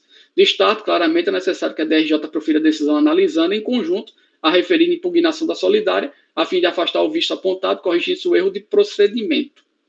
Em outras palavras, da análise das peças que compõem os autos, incluindo os processos apensos ora vinculados, verifica-se oficial o julgamento do recurso apresentado por carecer a decisão da DRJ de fundamento de invalidade, por tangenciar julgamento com preterição de direito de defesa, por não ter analisado uma das impugnações que estão nos folhos processuais. Ora, evidentemente, o lançamento em questão foi efetuado com base no Instituto da Responsabilidade Solidária pela inclusão no polo passivo da empresa que optou por também impugnar, e essa defesa deve ser apreciada em conjunto pela primeira instância. Veja-se que, muito embora a decisão recorrida tenha mencionado apenas uma impugnação, a DRF de origem fez juntar aos autos de impugnação protocolada antes da emissão da decisão da DRJ. Houve, portanto, erro procedimental que resulta em vício. Nesta toada, vislumbra a necessidade de anular a decisão recorrida para que a primeira instância possa apreciar as impugnações em conjunto, por força da resignação apresentada pela Solidária, integrante do polo passivo com base no Instituto da Responsabilidade Solidária, dispositivo. Ante o exposto, voto no sentido de anular o acordo da DRJ, determinando o retorno dos autos à Delegacia da Receita Federal do Brasil de julgamento, para que seja protolatada nova decisão suprimindo o erro de procedimento. Então, o mesmo dispositivo, é o mesmo dispositivo da 56, 57, 58 e 59, vai ser o mesmo também da dispositivo por 64 e por 66. O 65, ele tem uma pequena particularidade, e a gente eu posso até retomar depois. A gente pode voltar logo a esses outros, presidente. Perfeito. Está aberta a discussão, se dúvidas, e também para checagem, se quem interessar possa, da situação dos outros processos, né, se realmente corresponde. Doutor Mário, a palavra está com o senhor. Obrigado, é muito rápido para a gente analisar, talvez eu já tenha resposta do conselheiro Leonardo.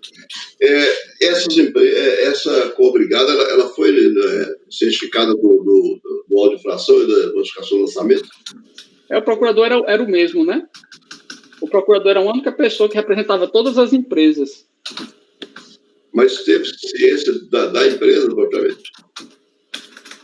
Teve o trabalho dele, né? Ele deu ciência por todo mundo. Não, eu estou dizendo o seguinte, aqui na folha 2, né, do primeiro de 56, está assinando aqui pela GF Trem de Comércio, né? Teve ciência das outras também, assim, especificamente?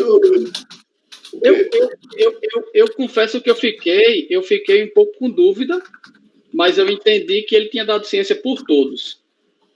Agora, a questão, fiquei com dúvida, mas até superei isso, nem analisei isso, até porque essa análise seria da DRJ. Porque, na verdade, a outra recorreu, a La Estúdio, essa é a questão posta aqui, a La Estúdio recorreu com aquele ciente lá que você está perguntando, se ele deu o ciente pela La Estúdio também, então a La Estúdio recorreu a partir daquele ciente lá, da folha 2. E a La Estúdio não está no documento da folha 2, em tese. Quem está no documento da folha 2 é a GF. A La Estúdio recorreu que eu digo impugnou, apresentou impugnação. E a questão é que essa impugnação se perdeu na DRF, depois do julgamento da impugnação da JF, a DRF vai junto à impugnação. E aí esse procedimento está bem... É aquele processo antigo da INSS bem... Eles acharam lá a impugnação do... Acharam a impugnação lá. Então, enfim, agora em processo. É porque aqui, eu estou vendo aqui, relação de vínculos... Na verdade, a nulidade poderia ser até maior. Nesse diapasão que você está levantando, a gente poderia até dizer que não houve a notificação de todas as empresas lá naquela notificação da folha 2, já que cada uma deveria ter sido individualmente, mas aí como a pessoa era a única, Eles citaram só aquela pessoa. E, pelo menos, a Lá Estúdio, com aquela citação ali, com aquela notificação, ela recorre. Ela recorre, agora não tem, ela impugna, mas ela não tem impugnação julgada, apreciada. Eu não sei, a gente está olhando muito rápido, né? Mas eu estou vendo aqui na página 15, ele consta aqui nessa relação de vínculos, né? Isso. E baseado nisso aí que ela está apresentando o recurso. E aí não aplicaria aquela súmula do CARF lá que fala... Não, mas não é não, porque aí tem formação de grupo mesmo. Aí é porque está no processo principal. Eu cito as páginas aí. Você vai ver lá no 60 o relatório de formação de grupo. Você vai ver lá no 60 no 67, por exemplo, você vai ver ele. Não é só aquela súmula CARF, não é só aquela relação de... Tem um relatório de informação de grupo econômico. Não houve intimação do auto de infração e da notificação do lançamento para os demais. Então, eu não sei se caberia a própria impugnação. Mas aí, ainda que não coubesse a impugnação, quem tem que dizer isso é a DRJ. Não, mas ela não recebeu essa impugnação. Ela não foi juntada aos autos, Mário. Foi antes do julgamento, né? Tá. Foi antes do julgamento. A empresa apresentou a impugnação e a DRF não juntou, se perdeu lá. Aí a DRJ julgou, sobre ela não falou, a DRJ, nesse seu viés, a DRJ poderia simplesmente dizer, ou então quando voltar agora da nulidade, né? Não acata a impugnação por isso ou por aquilo, não conheço, ou porque ela não tinha sido citada, não era controvertida. Porque, na minha opinião, essa empresa não foi certificada da notificação nem do auto. A DRJ pode dizer isso, ela não faria parte. Porque um procurador só, eu acho que tinha que ter intimação individual. Isso é outra nulidade. Mais uma. Agora a DRJ tem que falar sobre a impugnação. Ainda que seja para dizer isso. Tanto é que eu ia te fazer a segunda pergunta, era se essa co-obrigada aí, esse grupo econômico, se ela tinha sido certificada dada a decisão da DRJ também. Também não. Ela né? foi. Foi mandado especificamente para ela? Foi. Depois foi. No segundo momento foi mandado. A DRJ mandou, a delegacia mandou cópia do acordo para todas as empresas, individualmente. Individualmente. Isso. É aquele processo do INSS, tudo...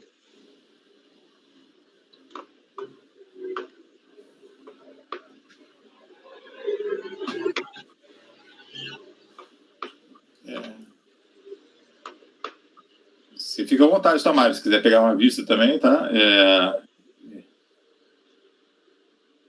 E tem se você quiser dar uma lida desse precedente anterior, eu coloquei na pasta aí. É um outro processo que se desgarrou desse aqui. É o GF principal. Eu abri aqui, Não, esse eu estou aberto, mas assim, o fato de ter decidido não quer dizer muito, né? Assim, quer dizer que tem que seguir. O racional é o mesmo. Foi juntada a impugnação posteriormente que não foi apreciada. Tem que voltar para apreciar. Ainda que seja para dizer, não conheço da impugnação por isso ou por aquilo. Não conheço da impugnação porque está intempestiva, não conheço da impugnação porque não era para ter sido apresentada, não conheço da impugnação, enfim.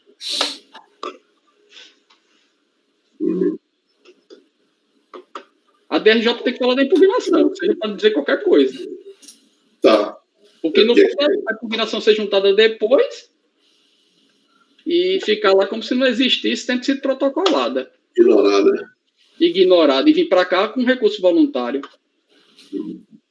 Então, assim, uma proposta, aí, se você me permite, não deixar tão explícito assim para que falou que a necessidade de anular para que...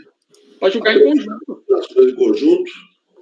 Analisar as duas impugnações. Eles podem até dizer, eu posso até dizer, para apreciar a impugnação X, apreciar a impugnação X, manifestando sob conhecimento e se superar do mérito. Perfeito. Ok, para mim está. Então ficaria assim: apreciar em conjunto, tanto analisando o conhecimento de cada uma e, se superado esse, o mérito de cada qual. Ok. Aí eu mando daqui a pouco. Mas é no dispositivo isso aí? Isso não fica no dispositivo, não, né?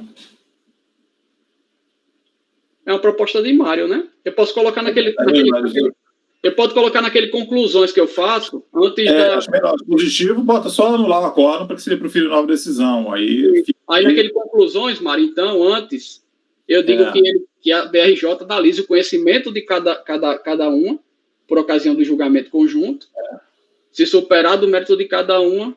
É porque a gente não pode dizer que eu posso até colocar que ele eventualmente analise também a questão das intimações das outras empresas e tudo mais. Eu posso fazer um fechamentozinho. Mas que a gente não pode dizer assim, que a gente pode anular o acórdão dele, mas a gente não pode dizer como eles vão ter que fazer o exame, nada. Aí vai ser meio, a gente pode sugerir, né? Mas para a unidade de origem a gente pode dizer, faz isso, faz aquilo, mas para a autoridade julgadora de a gente não pode fazer assim. Mas a minha preocupação era o contrário, era estar dizendo que ele tinha que julgar a impugnação, e na verdade ele tem que apreciar e ver se ela é cabível ou não. Justamente sim. Não, mas aí eu volto bem claro isso, acho que não tem problema.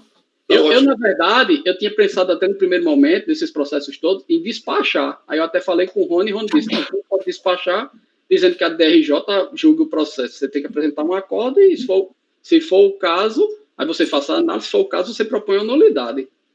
Mas não seria caso de despacho. Não, despacho não cabe mesmo. A gente debateu isso, se era despacho ou não. Ele entendeu? Não. Você analisa e propõe, de repente, uma nulidade.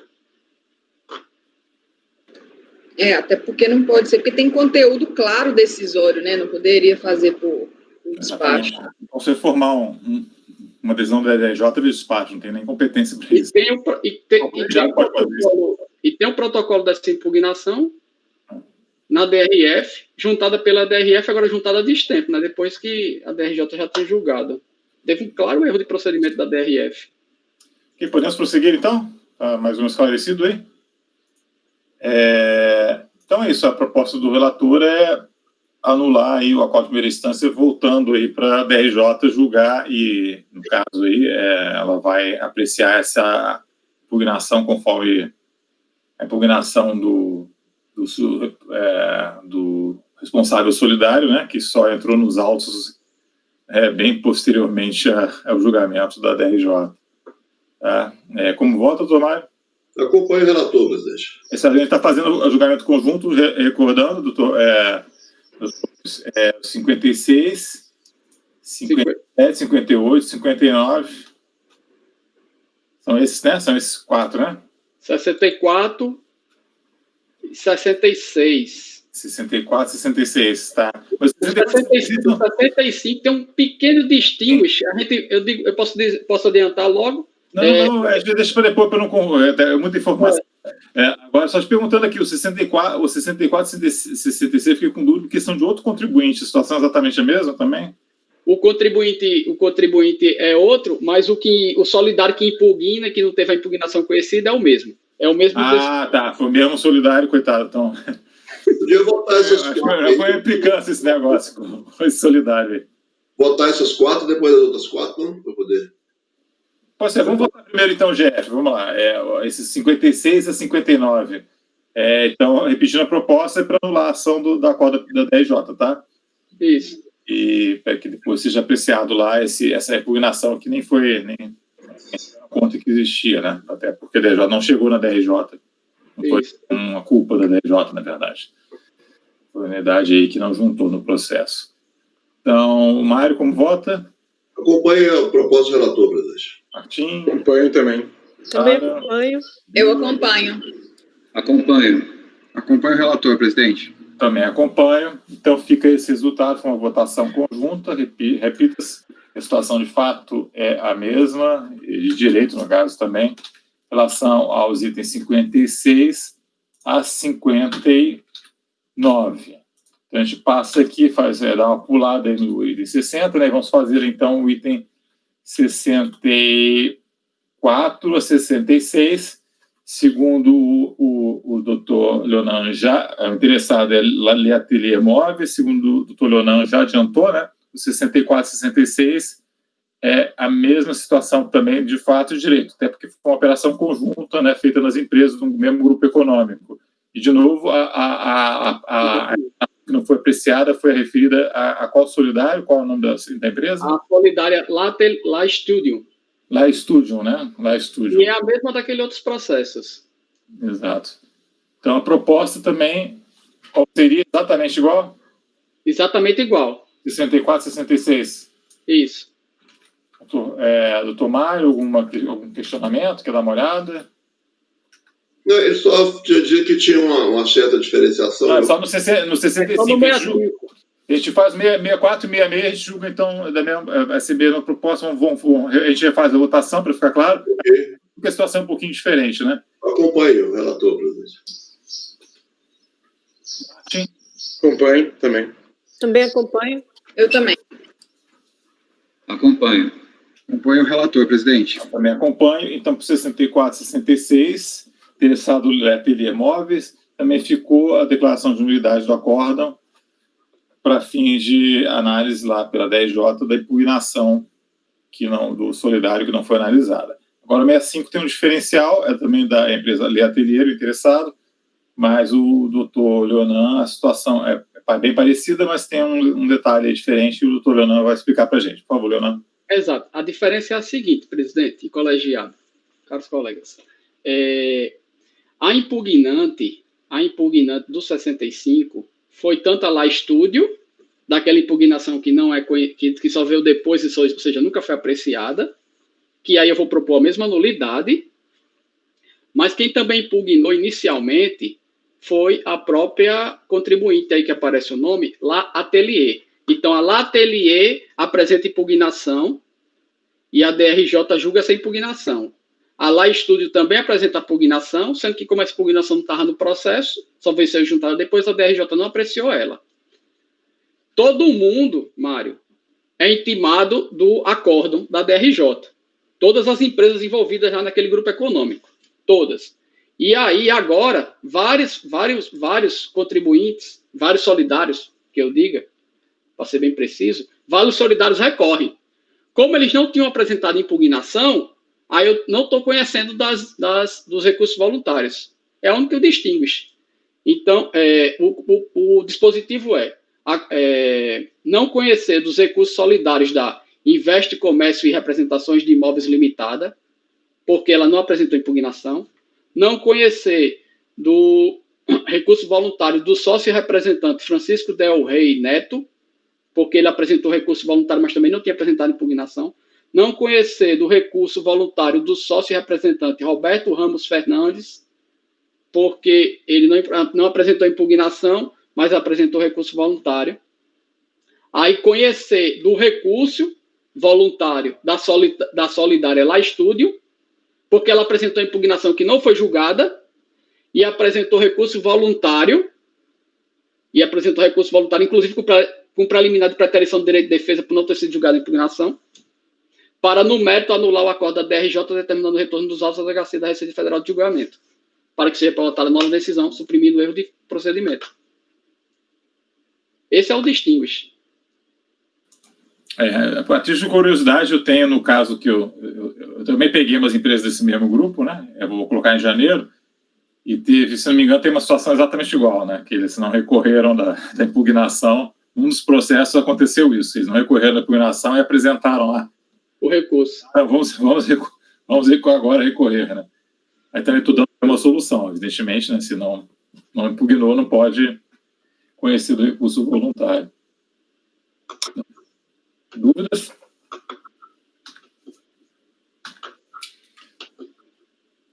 Então, vamos passar a votação, então. Doutor Mário? Acompanho o relator, presidente. Acompanho também. Sara? Também acompanho. Eu também. Acompanho. Acompanho o relator, presidente. Também vou acompanhar. Então, ficou essa solução, né? Ficou a unidade de votos, não conhecia os recursos da Solidária e do sócio que não tinham havido impugnado, né? E, no mérito aí, foi declarada a nulidade da decisão da DRJ, tendo em vista a não apreciação de uma impugnação tempestiva. Isso. E podemos seguir a ordem da pauta aqui com o item 60, ainda com o doutor Leonan, Hubner indústria mecânica. Esse processo aqui, ele até é relativamente simples. Ele foi autuado, teve várias exações. Ou ele ganhou, ou o que ele perdeu ele já pagou, e ele está recorrendo só de uma rubrica agora, ele continua recorrendo só de uma rubrica, que ele tinha pago e foi autuado ainda assim. E aí ele traz o comprovante de pagamento, ele apresenta inclusive o memorial, basicamente dizendo isso. Ele disse, eu fui autuado de uma coisa que está paga. Não entra naquelas incidências lá daquelas súmulas, porque aqui é o caso, não o pagamento posterior. Na verdade, estava pago e se perdeu no sistema, não sei como é que funciona isso. E aí ele está questionando que, na verdade, não era para ter sido feito o lançamento. Aí eu vou ler agora, feita essa breve apresentação. Eu acho que esse aqui é um que você disse que tinha um contribuinte, pessoa física, com alguém. Mas aqui não tem relação com contribuinte, pessoa física, não. É só curiosidade, então. Era aquele da prótese. É a mesma pessoa, é? Lá é a pessoa física, né? Eu achei muita coincidência, né? O cara, a pessoa empresa na mesma sessão, no mesmo dia. Pois é, nem foi no mesmo lote, que eu já tinha esse processo já antigo, né? Você já trouxe da outra turma. Muito... Enfim. Cuida-se o caso versando de recurso voluntário relativo à decisão da 6ª turma da DRJ de Porto Alegre, que por unidade de voto julgou procedente em parte a impugnação, cujo acordo restou assim emendado. Peço vênia para pesar ler, porque no final vai ficar só naquela questão do pagamento que eu falei. O lançamento foi bem sumariado no relatório do acordo objeto da resignação, pelo que passa a adotá-lo. Aí eu vou ler só os trechos destacados, com a devida vênia. Trata-se de crédito previdenciário constituído por descumprimento da obrigação principal de recolhimento de contribuições destinadas à Previdência Social, incidente sobre a remuneração paga a segurados no período de janeiro de 99 a 11 de 2005, não contínuo, e 13 de 2005, 13º salário. O crédito foi apurado com base na remuneração declarada em GFIP. O crédito abrange a contribuição previdenciária devida pela empresa, a contribuição destinada ao RAT, a contribuição de segurados descontada e contribuição destinada a terceiros FNDE. O item 3 do relatório fiscal informa que o crédito foi apurado através dos levantamentos folha e convênio com FNDE. Foram lançados neste documento apenas as contribuições devidas sobre fatos geradores declarados nas GFIPs. O crédito constituído atingiu um montante de 86 mil e tanto. A impugnação foi apresentada pelo recorrente, conforme bem relatado na decisão regastada, pelo que peço vênia para reproduzir. Alega em síntese. Aí eu vou ler só os trechos destacados, que o resto já está superado. Contribuição de terceiro. Pagamento realizado. Competência 13/2005. Os valores exigidos em 13/2005 a título de contribuição a entidades e fundos denominados terceiros foram devidamente pagos na época própria. Para tanto, apresenta guia de arrecadação direta, convênio, ao SESI e ao SENAI, folha 180, e demais elementos, através do que chamou documento de número 08, a folha 173-180. E aí eu avanço. A tese de defesa não foi acolhida pela DRJ, com validade dos alimentalhures, que eu pedi vênia para não ler. Recurso voluntário. No recurso voluntário, o sujeito passivo, reiterando o termo da impugnação, postula a reforma parcial da decisão de primeira instância, em um único ponto, qual seja, excluído o lançamento da NFLD debicada de número tal, o salário de educação, FNDE, da competência de 13/2005, uma vez que deve ser considerado o comprovante de pagamento respectivo. Na peça recursal, aborda os seguintes capítulos para devolução da matéria ao CAF. A. Regular quitação do débito da competência 13/2005, salário de educação, FNDE. E. B. Do princípio da verdade material, possibilidade de apresentação de provas no curso do PAF. Aí juntou o documento, folhas 347 a 358, que é esses comprovantes de pagamento aí. É o que importa relatar, recurso admitido com isso. Apresentação de documentos novos. A defesa colaciona no recurso voluntário documento novo relativo à mesma controvérsia, especialmente apenas o documento de folha 352 importa para a lide, sendo um comprovante de arrecadação do salário de educação, FNDE, cuja impugnação já afirmava o recolhimento a tempo e modo. Dito isto, passa a analisar a possibilidade de analisar. Aí eu vou dizer que se enquadra, ao meu ver, no artigo 16, estou conhecendo desse documento, desse comprovante. Aí, portanto, conheço o documento. Mérito. Quanto ao juízo de mérito, passa a apreciá-lo. Inicialmente, esclareço que a controvérsia remanescente é unicamente o salário de educação, da competência 13/2005, constante do lançamento NFLD debicado número tal. Estou na página 8. Da regular quitação do débito da competência 13/2005, salário de educação FNDE e princípio da verdade material. O recorrente sustenta que o lançamento deve ser cancelado no ponto relativo à competência 3 de 2005 do salário de educação, FNDE, uma vez que deve ser considerado o comprovante de pagamento de contribuição respectiva. Afirma que quitou a exação em 20 de 12 de 2005. Assevera que o recolhimento extingue o crédito tributário, não podendo ensejar lançamento do crédito extinto. Para tanto, junta documentos novos com recurso voluntário. Folhas 347, 358, especialmente 351 e 352. É bom todo mundo conferir. Folha 351 e 352.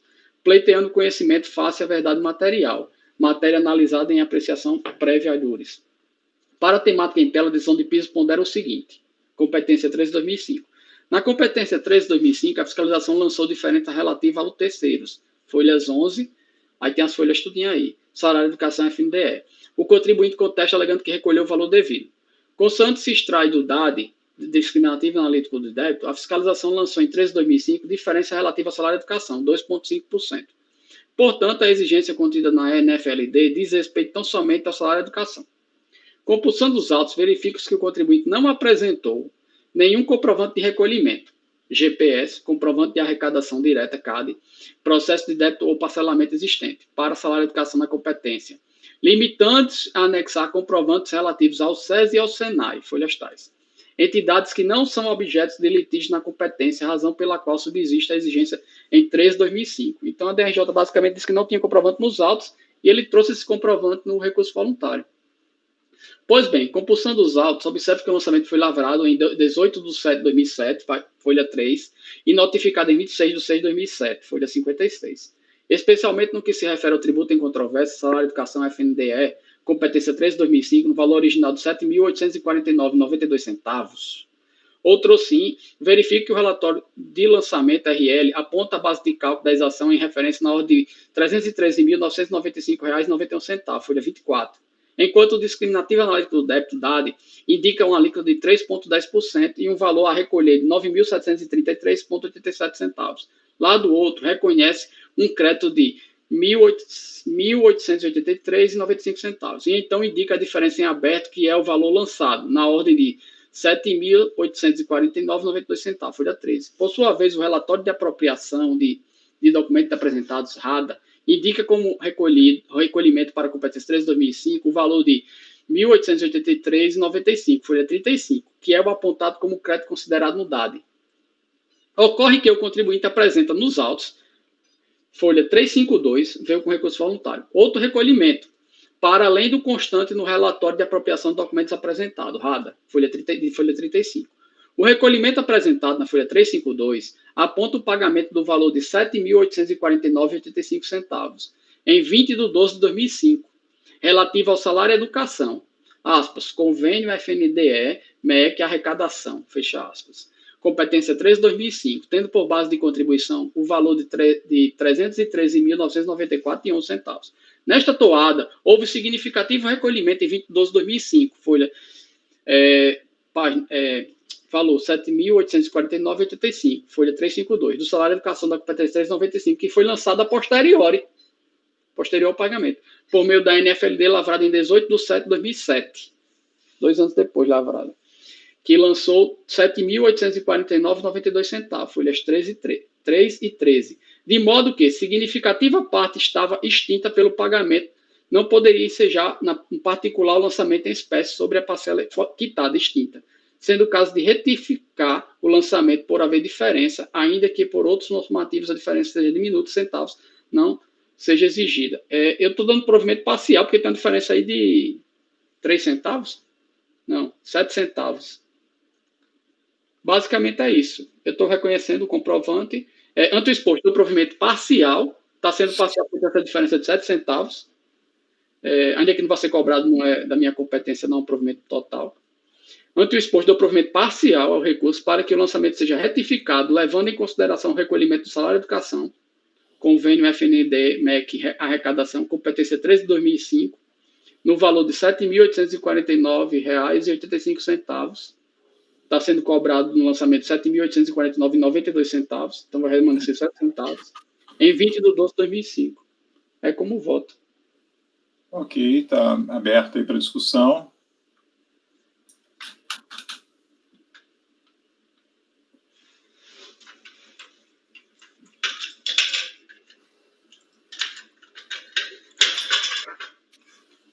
O doutor Mário quer falar, por favor, Mário? Ok, obrigado. Eu só fico numa dúvida aí. A gente pode reconhecer essa guia aí da folha 352 sem confirmar? Porque no RADA não aparece. Eu estou olhando aqui na página 35, né? E valores apresentados também não tinha. Então, a gente está baseando num documento, numa cópia que está anexada ao processo, né? E seria o caso de pedir para confirmar na unidade, ou vocês acham que isso aí seria relevante? Está bem. Eu acho que eu também tenho essa preocupação, porque é um documento juntado unilateralmente pelo contribuinte. Em tese, o RADA, quando foi emitido, deveria ter aparecido isso aí, né? Então, houve provavelmente, por que falhou o sistema da Receita Federal em buscar esse pagamento, né?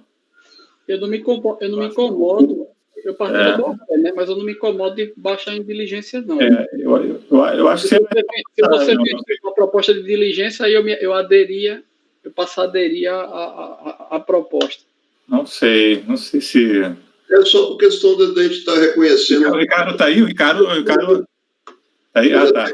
Porque está com um vermelhinho o teu sinal de Wi-Fi aí, a gente não sabe se está dentro ou fora. Está fraco, bem fraco. No intervalo eu vou retornar. Tá. Não, Ricardo, o que você acha desse caso aí? Eu não faria diligência, não. Você acataria?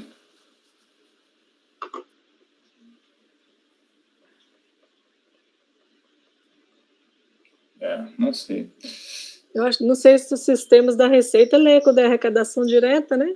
Provavelmente por isso que apontou, porque pode ter arrecadação direta para o terceiro, a maioria é arrecadada pela Receita, né? Que cobra 3,5%, como está na Lei 11.457, mas quando tem o convênio faz arrecadação direta, e para a FNDE existe, né? Existia esse convênio. Sim. Eu acho que esse pagamento não entra na base da Receita quando é arrecadação direta. Talvez nem eles vão conseguir, não sei, eu não tenho certeza, mas eu acho. Também acho que não precisa da diligência, não. Pelo que eu entendi da controvérsia, foi exatamente isso. Ele juntou, inclusive, os convênios e não tinha juntado o comprovante, e depois juntou o comprovante. Eu também acho igual o Ricardo, acho que não precisa de diligência, não. Porque é uma possibilidade mesmo. E se o apagamento não vier, não sei, se ele não está na base da Receita, ela não vai ter nem como confirmar, né? Não, em tese, né, ela pode verificar com o órgão lá que... Enfim. É uma situação específica, né? Porque, na verdade, tem esse detalhe, né? Que é um documento que... Mas, obviamente, o que é estranho é que, ainda que seja via convênio, tendo em vista a especificidade desse gravame aí, digamos... quando eles fazem a autuação, eles verificam, né, se não foi recolhido, pelo menos deveriam, né? Eu acho que quando puxa o RADA, eles deveriam de alguma forma trazer essas informações, senão não quer sair nada, né? Devem checar também o que foi recolhido pelas outras entidades, pelo menos, ainda que de alguma forma trazer essa informação para dentro dos sistemas da Receita, então ainda que seja com uma planilha lá na de infração, né? Por isso que eu estou achando assim, tipo, né, eles não têm visto um pagamento dessa ordem, é isso que o estranha um pouco. Tá? E... Enfim, não sei. Essa atuação foi uma atuação bem grande. Tudo que ele perdeu, ele inclusive pediu para pagar e fez questão de demonstrar que estava pagando, que também não seria muito da conta da gente. Lá com a DRF, mas está tudo dentro do processo. E isso aí ele sempre insistiu que tinha pago. Eu parti de um pressuposto até desse contexto todo. Você tem várias rubricas lá, você recolhe tudinho. Essa daqui eu realmente não vou recolher, porque aqui comprovando. Só deixando isso assim claro, né? Quer dizer, via de regra, eu acho que se o contribuinte apresenta um DARF, assim, que não foi apresentada a fiscalização, dizendo que pagou o tributo e tudo mais, a gente tem que mandar de volta, né? Porque pode estar alocado, pode não ser bem a situação, pode não corresponder ao valor, isso aí sem falar em questão de boa-fé, né? Ninguém está dizendo que é documento falsificado nem nada, mas a gente tem que... se faz assim, a apreciação desse documento, aí vai chegar lá, eles vão ver no sistema se realmente existe esse pagamento, se não está alocado, o que acontece, etc. Isso aí cabe à unidade de origem verificar isso, via de regra, tá? Esse caso aqui é uma situação talvez um pouco diferente em função de ele pagar direto lá a entidade, né, que tem convênio. É mais prudente mesmo, né? Não, é meio padrão, assim, tipo, aí chega lá com o DAF, a gente nem sabe. E pode sim ser falsificado. Não estou dizendo esse caso, né? Mas em algum caso, por que não? Aí eu apresento lá no CAF qualquer coisa aqui, faço e boto. A gente não tem acesso aos sistemas para ver se isso aqui é efetivamente válido ou não. Isso aqui que eu falo genérico, né? Não é um caso concreto. Enfim, não sei. Não sei se o Mário faz pós-diligência. O que acha aí? A gente está examinando ainda, né? Ou até uma vista, não sei. É porque eu estou vendo aqui na decisão aqui, a Folha 199, trata exatamente disso.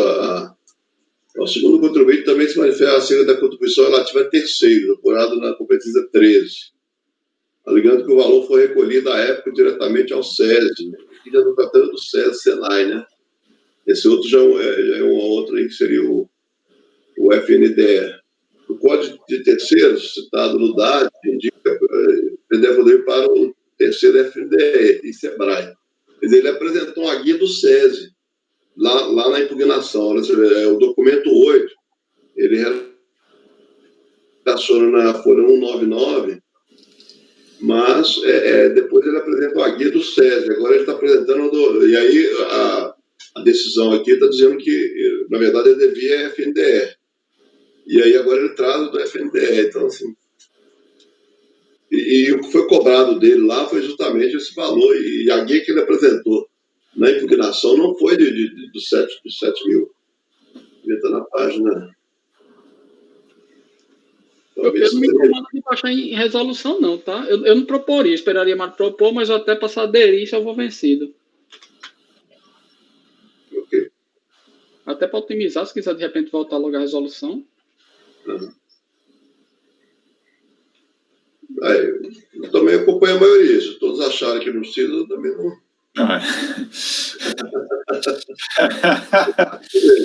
Gente, não é assim que a banda toca, não, tá? Alguém tem que se posicionar aí, né?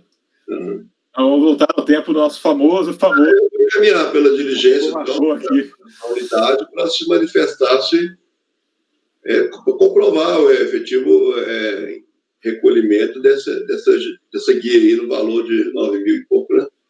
Tá. Você está propondo de diligência? Sim. Sim, vamos tá. Então, vamos votar. Martim? Um passarinho aí. Eu acompanho a diligência. Eu estou vendo o voto do doutor Lenan. Eu também vou acompanhar a diligência. Eu vou rejeitar a diligência. Ok. Eu rejeito a diligência. Ok. Rejeito a diligência. Então, ficou 4-4 aí. Você está sem som, presidente. Está sem som. Você votou? Só ouviu 4-4. Eu voto pela diligência. Aí vai ser aquele esquema, né? 5-3. Como aí. Não, 5-3 não, foi 4 a favor. Não, tá certo. Porque eu fiquei na dúvida do voto. Foi 4-4. Então vai ser aquele esquema, né? Essa questão de resolução de diligência é considerada não. Daquela portaria do Ministério da Fazenda, então você fica por voto de qualidade. Os empates seria pela a não ser que alguém mude aí também a proposta, né? Tá? Se ninguém mudar, vai ficar registrado assim pela... Se não tivesse dado empate, eu até mudaria, mas como deu empate, eu vou manter. Ok. O empate, ele prevalece o voto do Leonan, então? Não, prevalece é qualidade ainda. É qualidade ainda. É aqueles casos de que é preliminar, preliminar, diligência e basicamente preliminares e pressupostos processuais, assim, e diligência pela portaria, se eu não me engano. A gente pode conferir isso agora, até se tiver dúvida, tá? Juliano? Não, mas é isso. Uma pergunta rápida para o Leonan. Leonan, você adere à diligência proposta, é isso? Né? Pelo que eu entendi, né? Não. Se eu fosse 7-1, eu ia aderir, não ia fazer questão, não. Entendi.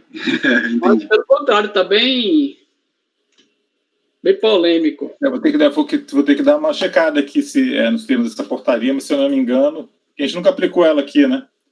Mas a gente, isso aí... Questões processuais, conhecimento de recurso especial, tudo aplica, ainda é voto de qualidade, aplica essa portaria. Eu também acho. Mas diligência também, né? Eu também acho que diligência também, né? Diligência é fato processual, né? Processual, né?